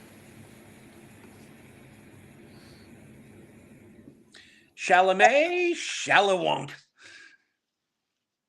Versatile wing, decent three-point shooting, athletic, can attack off the dribble. That little twink? No. You meant the actor, right? Yeah. Yeah, Marty Supreme. I meant the actor. I got you. Timothy Chalamet, not the basketball player. It chose Timothy Luwawu Cabaret. Like, I know how to spell. Well, if nothing else, this is proving that AI will not be overtaking humanity anytime soon. At least not ChatGPT. All right, 10-1. So Chalamet at least does better than Trump did. I have one more in here, so this is like pretty much you the rest of the way. Number 2. Who's your number 2? Number 2, along the same lines as Paige Becker's, Caitlin Clark. Get out there and Clark was on my girl. list, so Caitlin Clark she was number 28 on my list, so she was never coming out. Not for me. An elite WNBA talent, sharpshooter, crafty handles, size disadvantage. No kidding. She's only 6 feet compared to Jokic being 7 feet. So a little mismatch. Jokic wins 10-4. Okay. So there's 4 more to send. 27, 28, 29, 30. So entrant 27 is my last entry. He is number 25 on my list, and whatever. This is not a political show, but I'm sending Barack Obama out. Look, we know he can ball. 44 can ball. Can he get a point though? He does. He has a better chance than Trump. He loses this one 10-1. There we go. So now Obama's as good as Chalamet and Sandler. How old is Obama right now? 65. Okay, that's respectable. So you're getting the last 3 picks. It's getting 18. Okay. Send out. So and I'm not doing this to try to get Jokic out of there, but my number 18 is Giannis Antetokounmpo. I'm just going to write Giannis from the Bucks. I'm not going to try to because it already screwed me up the first time. Yeah. Next entry. Yeah. If you're Giannis doesn't win, Giannis Antetokounmpo, and it's going to be like, do you mean Timothy Chalamet, the actor?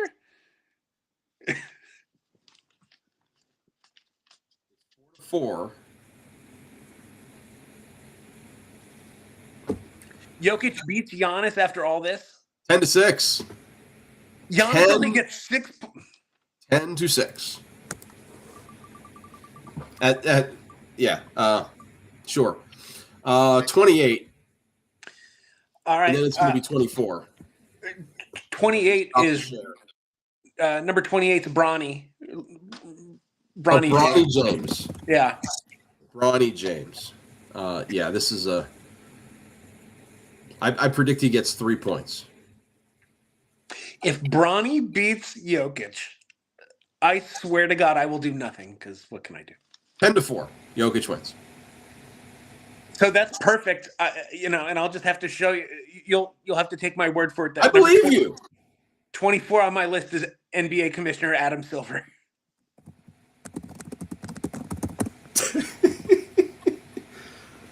I don't believe it. Here we go. Can the commission get a point? It's like Vince McMahon coming out at the end. That's why I was like, you have to take me at my word that this is like Steve Austin and Vince McMahon. 10-1. Adam Silver's eliminated. Yeah. So I will save this. I'll send it to you. But I'm going to tell you what. I have a confession I have to make. Okay. I practiced this, but I practiced it with Google Gemini. Okay. I did the same.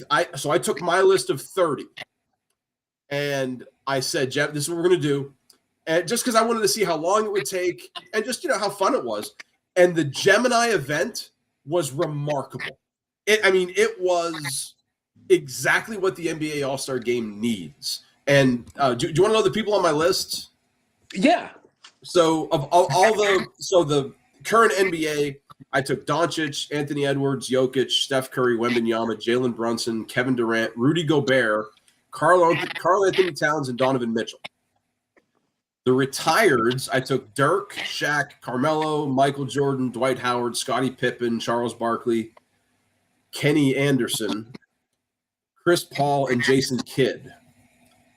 The celebrities, I took Adam Sandler, Drake, Snoop Dogg, Will Smith, and Barack Obama. And then the wild cards, I took Angel Reese, Paige Beckers, Caitlin Clark, Bad Bunny, and Travis Kelce. Okay. I like Shohei in there. That was a good one. I can tell you some of mine. I had Asia Wilson, Caitlin Clark, Sandler, Jordan, LeBron, Shaq, Draymond, Dylan Brooks, Spike Lee, Chalamet, Yao Ming, Iverson, Bill Simmons, Barkley, Kenny Smith, Steph, Durant, Giannis, Jokic, Ohtani, Judge, Trump, Elon, Adam Silver, Cooper Flagg, Wembanyama, Kawhi, and Ric Flair. So that was the thing. I wondered if Kawhi got into this because ChatGPT loves Kawhi Leonard. That's why I toward the end of the list, and I was like, oh, I should throw Kawhi in. I almost want to ask it. I closed it out, so I have to reopen the chat. Give me a second here. Would I use for similar tasks? I don't know. So total games played. Closest challenger: Steph Curry, Giannis, Karl Anthony Towns, Luka Doncic. Jokic barely moved, scored efficiently, preserved energy. Would there have been anyone that could have defeated him in your sim? I bet you it says Kawhi Leonard. It's thinking right now. Absolutely. Top potential threats. Giannis Antetokounmpo, Stephen Curry. Oh, no. Okay. It's talking from the. Okay, stop talking now. Stop talking. That just goes. I mean, anyone we didn't list. Could they have beaten him? Come on. Got it. Yes. Top threats: LeBron James, Kevin Garnett in his prime, and Anthony. Kawhi Leonard made the list. Now look, that's the point. They weren't in their prime. We're trying to build the NBA All-Star Game now and build interest now. We're not getting prime Akeem Olajuwon. Sorry. Well, Nikola Jokic, not to take anything away from you. There he is. There's the winner right in the middle. Congratulations. A generational run, sir. There it is. Very Flair-like. You're not wrong. And I'll tell you what. I'll send you the Google sheet of the story of mine in Gemini. It's really good. Remarkable stuff. Top 5 time. And we're going to keep the wrestling theme here. Because I thought if we're going to do this Royal Rumble, the Royal Rumble is one of the greatest gimmicks of all time. Yeah. It really is. So I thought we could list our top 5 favorite gimmick matches. And you had asked if it was a specific match or just, vague. I have a little bit of both. I don't think you can go wrong here. It's the top 5. You're not going to steal anything for anybody. And as a matter of fact, I broke the top 5 because I have an honorable mention, so I have 6. I also have honorable mention. Oh, excellent. Good. So I have them kind of ranked. So if you can lead us off here. What do you get first? So I'm going to go vague with it might have been just my favorite of the pay-per-view events growing up. And I've talked about it because Thanksgiving is my favorite holiday, but the Survivor Series gimmick of 4 like disparate personalities teamed up against 4 others, I just love it. And they would give them corny nicknames, and one of them would be a captain, but it would be like an opportunity to see like Hulk Hogan team up with like Jimmy Snuka, like Up with Jake Roberts one year. Yeah, just these weird pairings that you wouldn't normally see. It felt like a Bizarro comic book. It was always the Hulkamaniacs, and they would be facing off against the $1 Million Team. Or Rude's Brood. Rude's Brood. Yeah. So I'll talk about Survivor Series a little bit. I'm going to go in order for mine.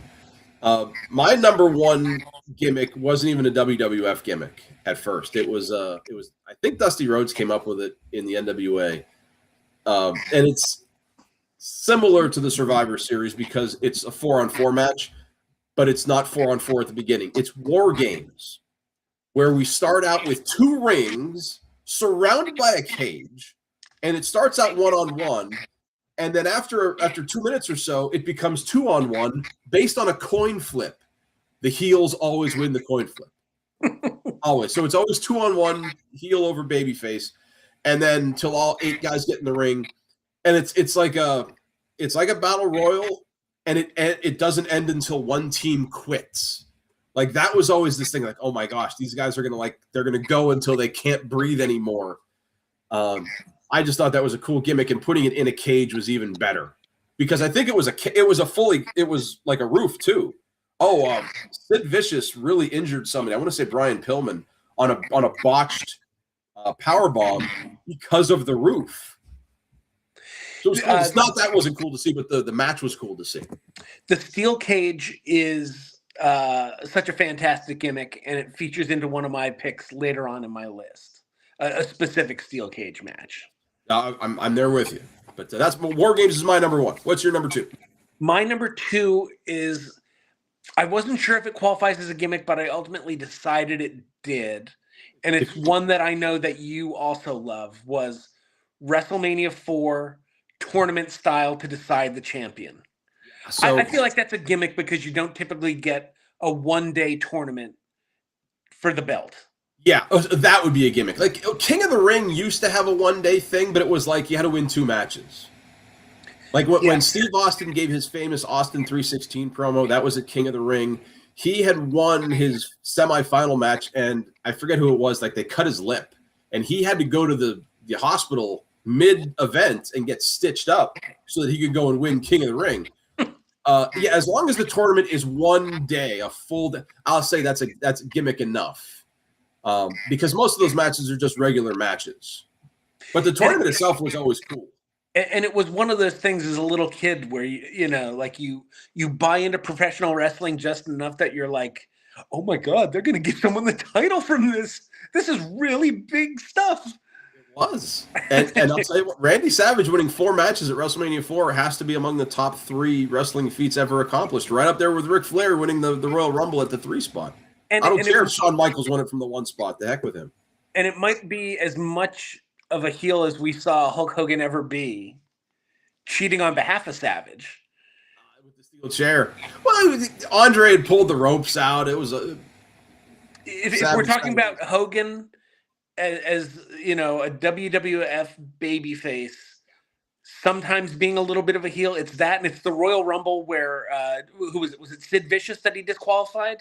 No, Sid Vicious said that he pulled over the top, helping Flair win. Yeah. And that was a good way to keep Hogan strong, at least while putting the belt on Flair. Yeah.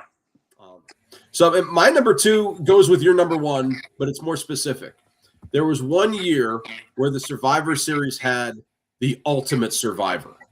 So, like, if you and I were in separate matches, we could have teamed up later in the night if we had both survived our match. So, like, there was 4 matches, and they took whoever survived those and put them against each other. And it had all the makings of, you could put Hogan and the Warrior on one side. You could have one of the heel teams win 4-0. So you'd have like 7 heels against Hogan and the Warrior, and they'd have to run through them again. It's like the Ultimate Survivor. That was a gimmick among gimmicks for me. I thought that was great. Yeah, they didn't do enough of that. Do you remember how long ago that was? Because I don't remember that, but that's a fantastic idea. It was like 90, I think. It was like 89 or 90. It was one of those. I'd have to like really. So let's see here. 89. I don't want you, ChatGPT. 89 Survivor Series. Ultimate Survivor is Nikola Jokic. Yeah, kinda. He wins by submission over Kawhi Leonard. Yeah, I have to do a better search for it, but it was like 90, maybe 91 that they did that gimmick. That's funny. I don't remember that because that was like peak professional wrestling watching for me. Yeah, no, it was peak gimmick too.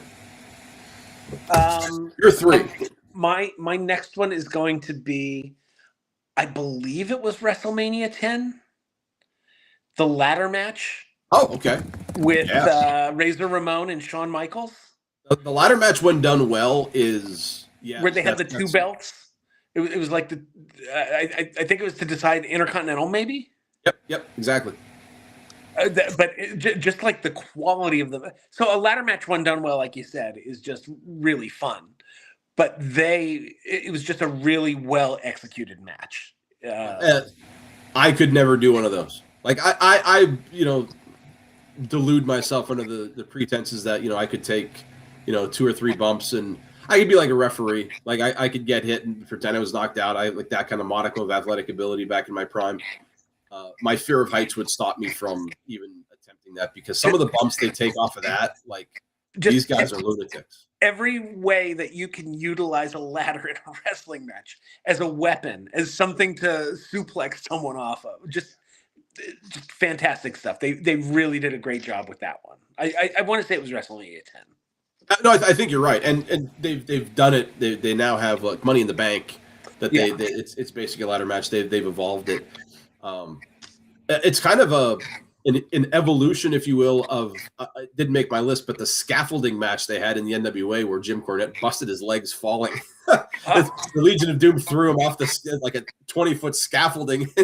He landed straight on his legs and blew out both his knees. So the danger is there. Like these guys are professional stunt takers, but I mean, if you're 30 feet in the air, you land the wrong way, stuff happens. Yeah, gravity's gravity. I don't care how well trained you are. I'm going to pick a match that allowed the Undertaker to knock off Yokozuna, kind of, sort of, because it really fit with his personality, man. The casket match was just a lot of fun. Oh, yeah. Like, you win by putting someone in a coffin and then shutting it. Like, that's prime comic book WWF right there. I remember one time watching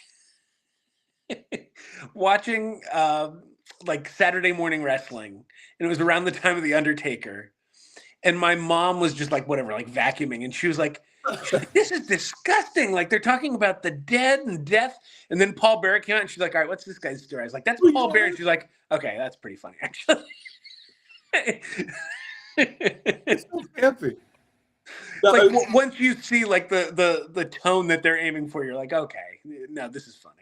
Up until the time that the Undertaker put the Warrior in a coffin, and you thought it was like legit, like it's airtight. He's been in there for 4 minutes. When they hung the Big Boss Man from the top of the cage, that was bad. That was. But casket matches were good fun back in the day.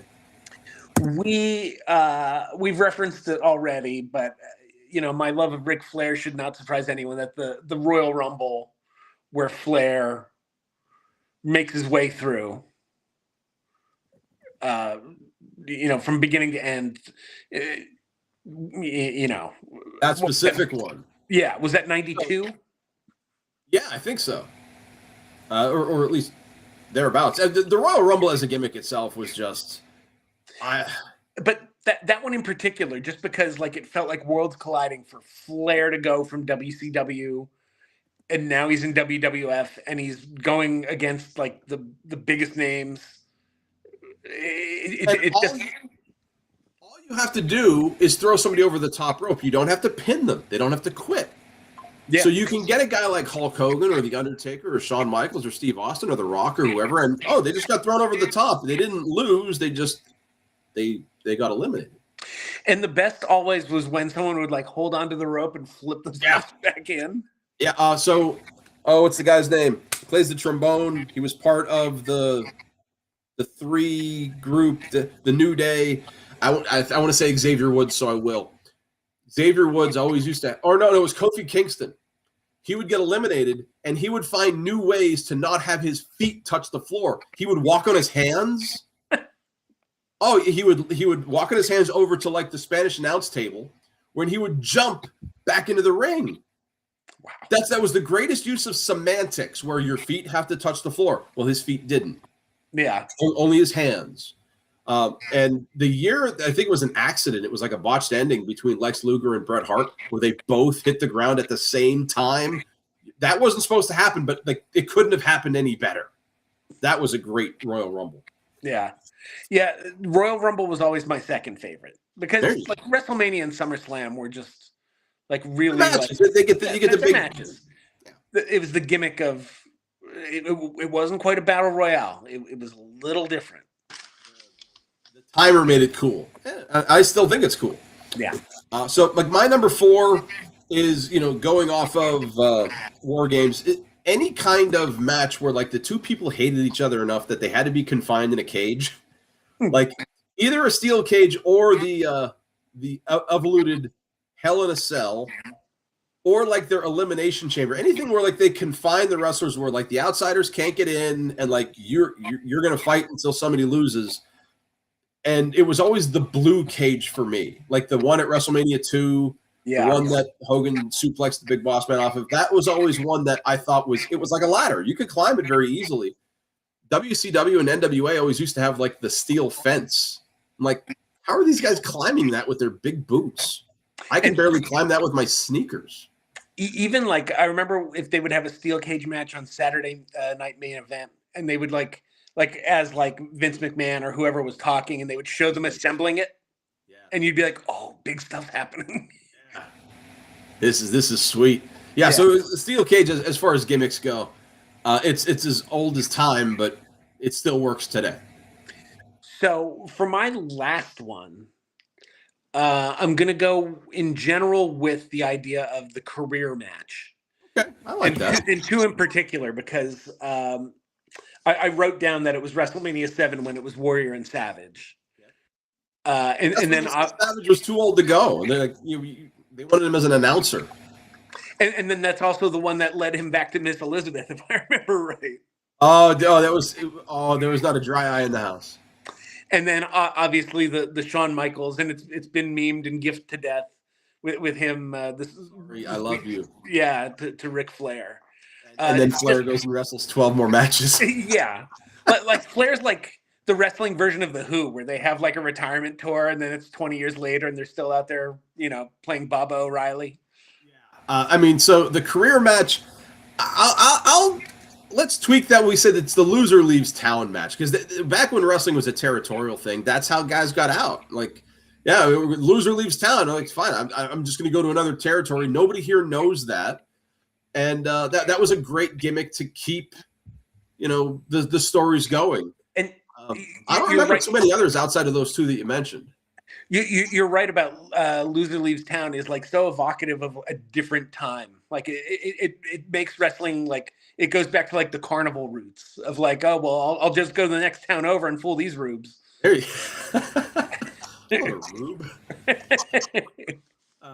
So my number 5, I think when we booked our own WrestleManias, I think I had one of these matches. Because there's a lot you can do with it, and it gets a lot of people involved. It's the lumberjack match. Oh, yeah. You don't want to leave the ring because, oh my gosh, his lumberjacks will beat me up. And you get a sense of, the good guy getting thrown out and getting fed to the bad guy wolves.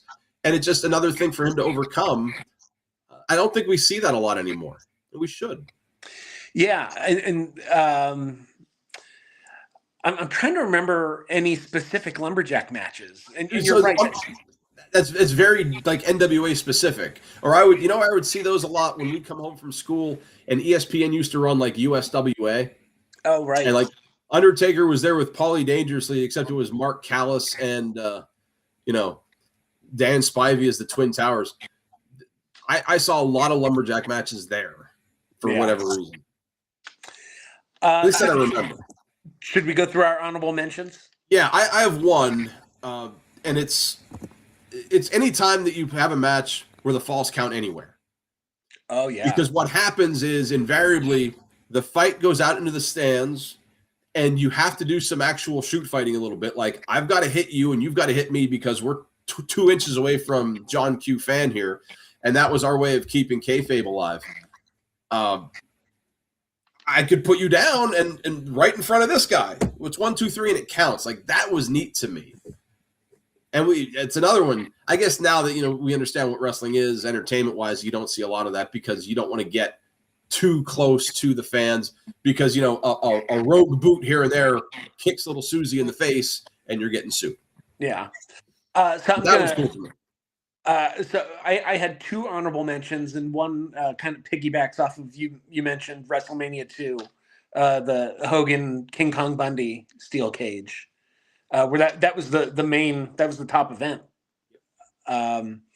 And just when because I was like maybe 7 when WrestleMania 2 happened, and King Kong Bundy, he was right up there with Andre the Giant as like the scariest guy. Yeah, but Andre the Giant, when he turned heel, and I think this was just part of what Andre Roussimoff was as a human.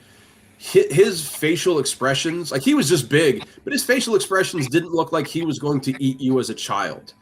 King Kong Bundy looked like he could have eaten a child, and like that he would have enjoyed it because he looked mean. Yeah. Andre just looked like, you're an ant and you are nothing to me. Go away. I think that was the French in him.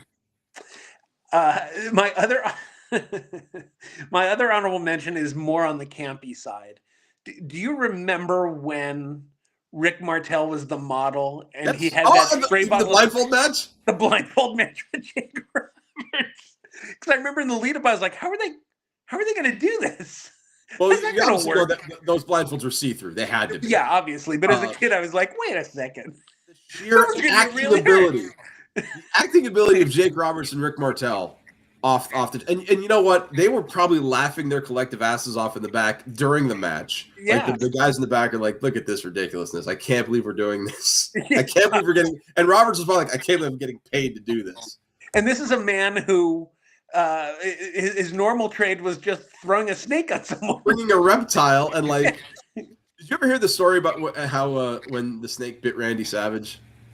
No, I mean, I remember it, but I don't know the story behind it. Great story. So Randy Savage, they're backstage, and he's like, "He is the snake taken care of?" And Jake's like, "What are you talking about?" He's like, "You know what I mean? Is he been devenomed?" And Jake's like, "Yeah." He's like, "Well, I'll tell you what, brother. He's not biting me until he bites you first." So they make the snake bite Jake Roberts, like in the back. Yeah. Which is why if you watch the actual event, like Jake is like, he really irritated the snake. He's like, before he put him on, so he really latched on to Savage. that bite is like a very intense bite. Because Jake agitated the snake because he made him bite him backstage. That's funny. That's all it's the good stuff you got on Facebook Reels. And I get that story every so often. I will listen to it every time. Every time. It's good stuff.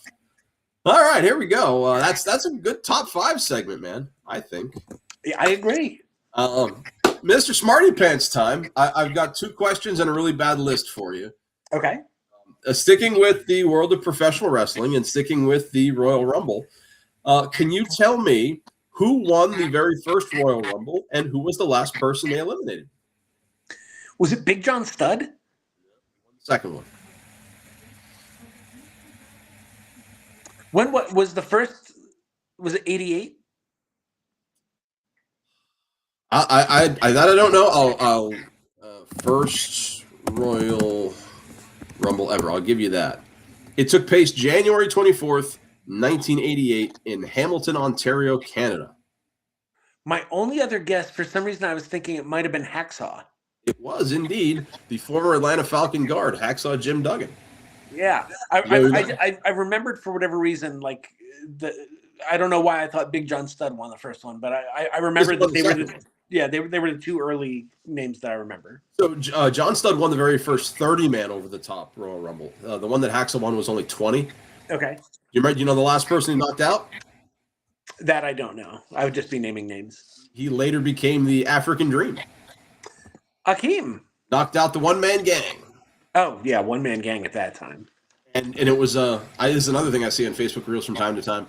So Hacksaw's up against the ropes, and the gang is running at him because obviously that's the smart move. And Hacksaw falls down and pulls down the top rope and does a little tumble set. Huh. That's how the match was booked. Good times. Good times. And now I found a trivia question I thought might be better for you professionally in your out of Soup and Meatball career. Yeah. What toy originally made for kids is now sold more for medical professionals and the military? A toy for kids. Wow. And my daughter just played with it on New Year's Day. I hate it. It's not the board game Operation, is it? No. I will not let her play Operation. That would scare her. It scares me. This is one I don't know. It is a toy. It is Silly String. Really? Did you? When I saw it was sold more in the medical and military world. I thought, yeah, that's. I wonder if Tim knows that because he's in the medical world. Did it say what its use is? No, it just said Silly String. And again, I didn't vet the question. It was I just typed in really hard trivia and it came up. I have two lists for you if you'd like. Oh yeah, give me your list before I give you mine. Okay. We'll get the graphic going here. I'll give you a choice. Would you like a baseball list or a basketball list? Oh, baseball first. Okay. I can't remember now that I'm looking at this. I can't remember if we've done this before. So if we have, I won't do any better on it this time. I have a list here of the 10 pitchers with the most wins in the 1980s. Gosh, I can't even think of pitchers from the 1980s. Oh my god, like Roger Clemens. Clemens is not on the list. Nolan Ryan. Nolan Ryan is 7th with 122. Well, I'm thinking of Dave Stewart. That's not a bad guess, but Dave Stewart is not on here. Dave Stieb? Dave Stieb is 2nd with 140. He's remarkable numbers. Yeah, he was great for Toronto. Him and Jimmy Key. It was Jimmy Key would be my next guess. Not Jimmy Key. Fernando had that one big year. That was late in the 80s, though.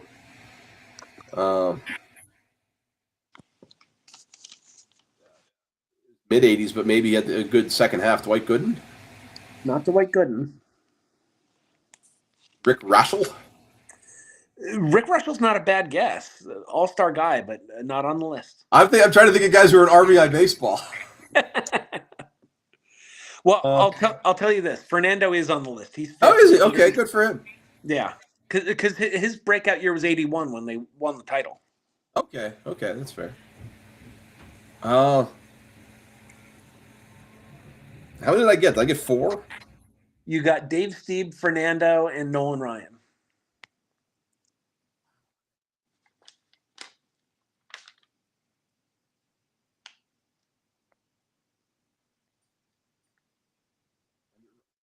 I don't think Ron Guidry didn't pitch that far into the 8. Ron Guidry?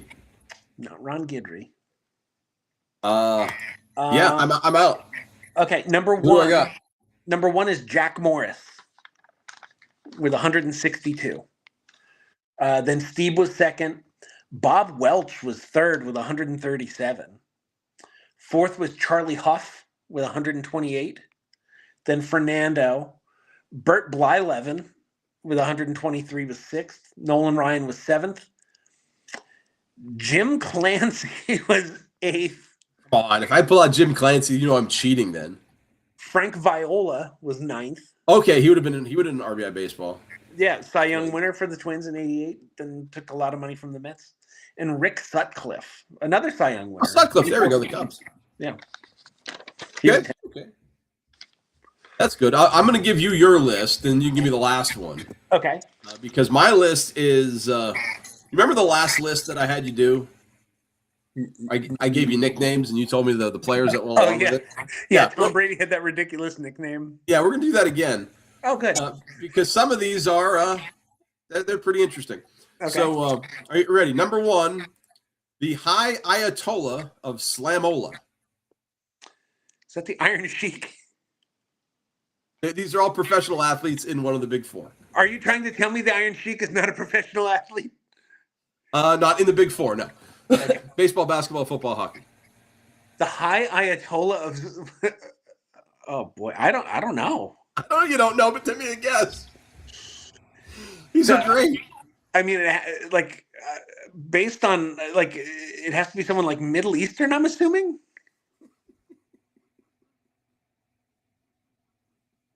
This is a great nickname, man. The High Ayatollah, what was it, of Slamola? Of Slamola. Boy, this one was the one I thought you might have known. what about Allah Abdul Nabi? Allah Abdul Nabi. Okay. No, it's Larry Nance. Oh, of course. Next up is the Capital Punisher. The Capital Punisher.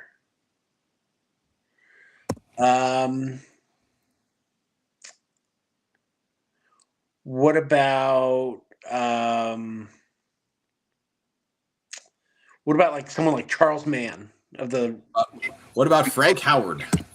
Oh, okay, that makes sense. Next up is Muscle Hamster. That's not real. You're making this up Hamster. now. Muscle Hamster. All right, so it's got to be like a little guy who's like super jacked. Yeah, he would fit that bill. How about Ricky Henderson?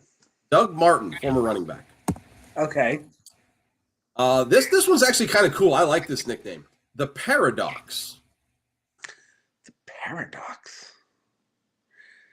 Boy, I could just name any name here. The Paradox. This is cool. It's like right up there with like the Matrix, Sean Marion. Boy, Luka Doncic. Cade Cunningham. Wow, I've never heard. Okay. Again, this is from Basketball Reference, so it's like whatever. The Rubber Band Man. Oh, Stacey Augman. Maybe. Yeah, they used to call Stacey Augman, old running rebel, Stacey Augman, the Rubber Band Man. I will give you that one then, but that's not the one we're looking for. So, professional football, the Rubber Band Man. Oh, that I don't know. I'm going to stick with Stacey Augman. It's Devontae Smith is also the Rubber Band Man. Really? Really, really. I mean, according to NFL Reference. Starship 12. Okay. Aaron Rodgers. Cunningham. I never heard anyone call Randall Cunningham Starship 12. Go to Randall Cunningham's Pro Football Reference page, along with some other ones. That so if I'm gonna look it up here because it's fair. Randall Cunningham, football quarterback, from ProFootballReference.com. Now it needs verification. Like I wasn't just on you 2 hours ago. It's verifying successful. If I would have called him QB Eagles, that as a rambling Randall, or he was also known as the Ultimate Weapon. Yeah, from the Sports Illustrated cover. But yeah, they called him Starship 12. I thought that was neat. Look up one more. Okay. And this one is way, way crazy. Biscuit Pants.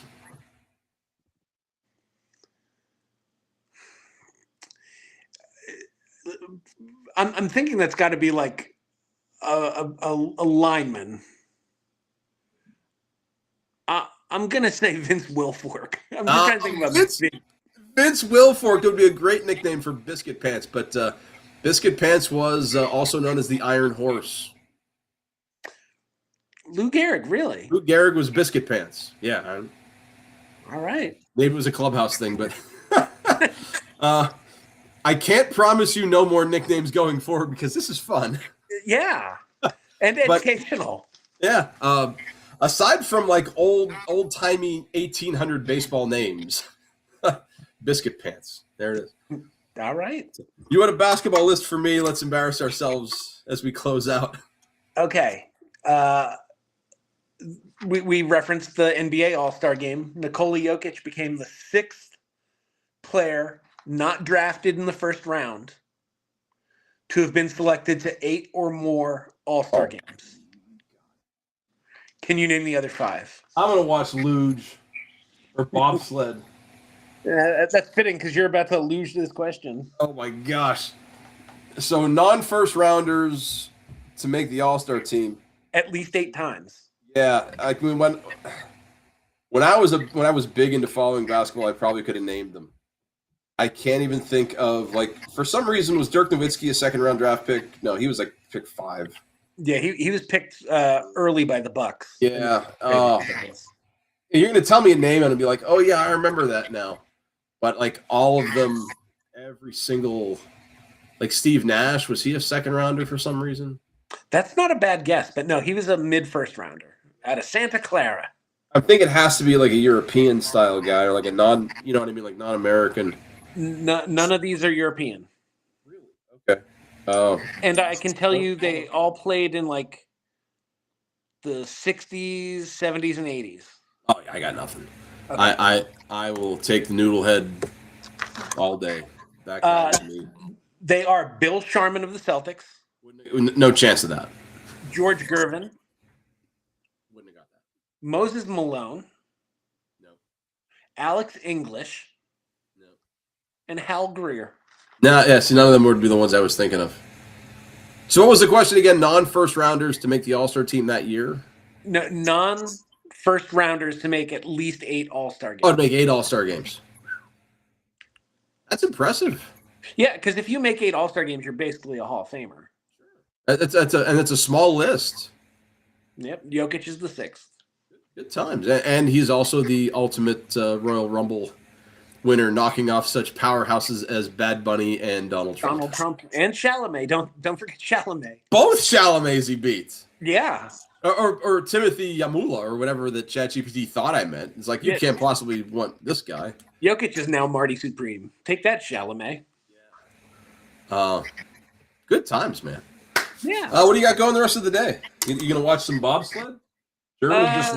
I've watched precious little of the Olympics, other than hockey and a little bit of curling. So I'll probably see what. I've been rewatching Lost. I get a lot of curling on TikTok. Oh, where are you on Lost? Lost is all over my Facebook reels for some reason. I don't know why. I've just been keeping it on as background noise, so I'm already up to season 5. Just because I fall asleep with it on, so that it's not like I've even watched every episode.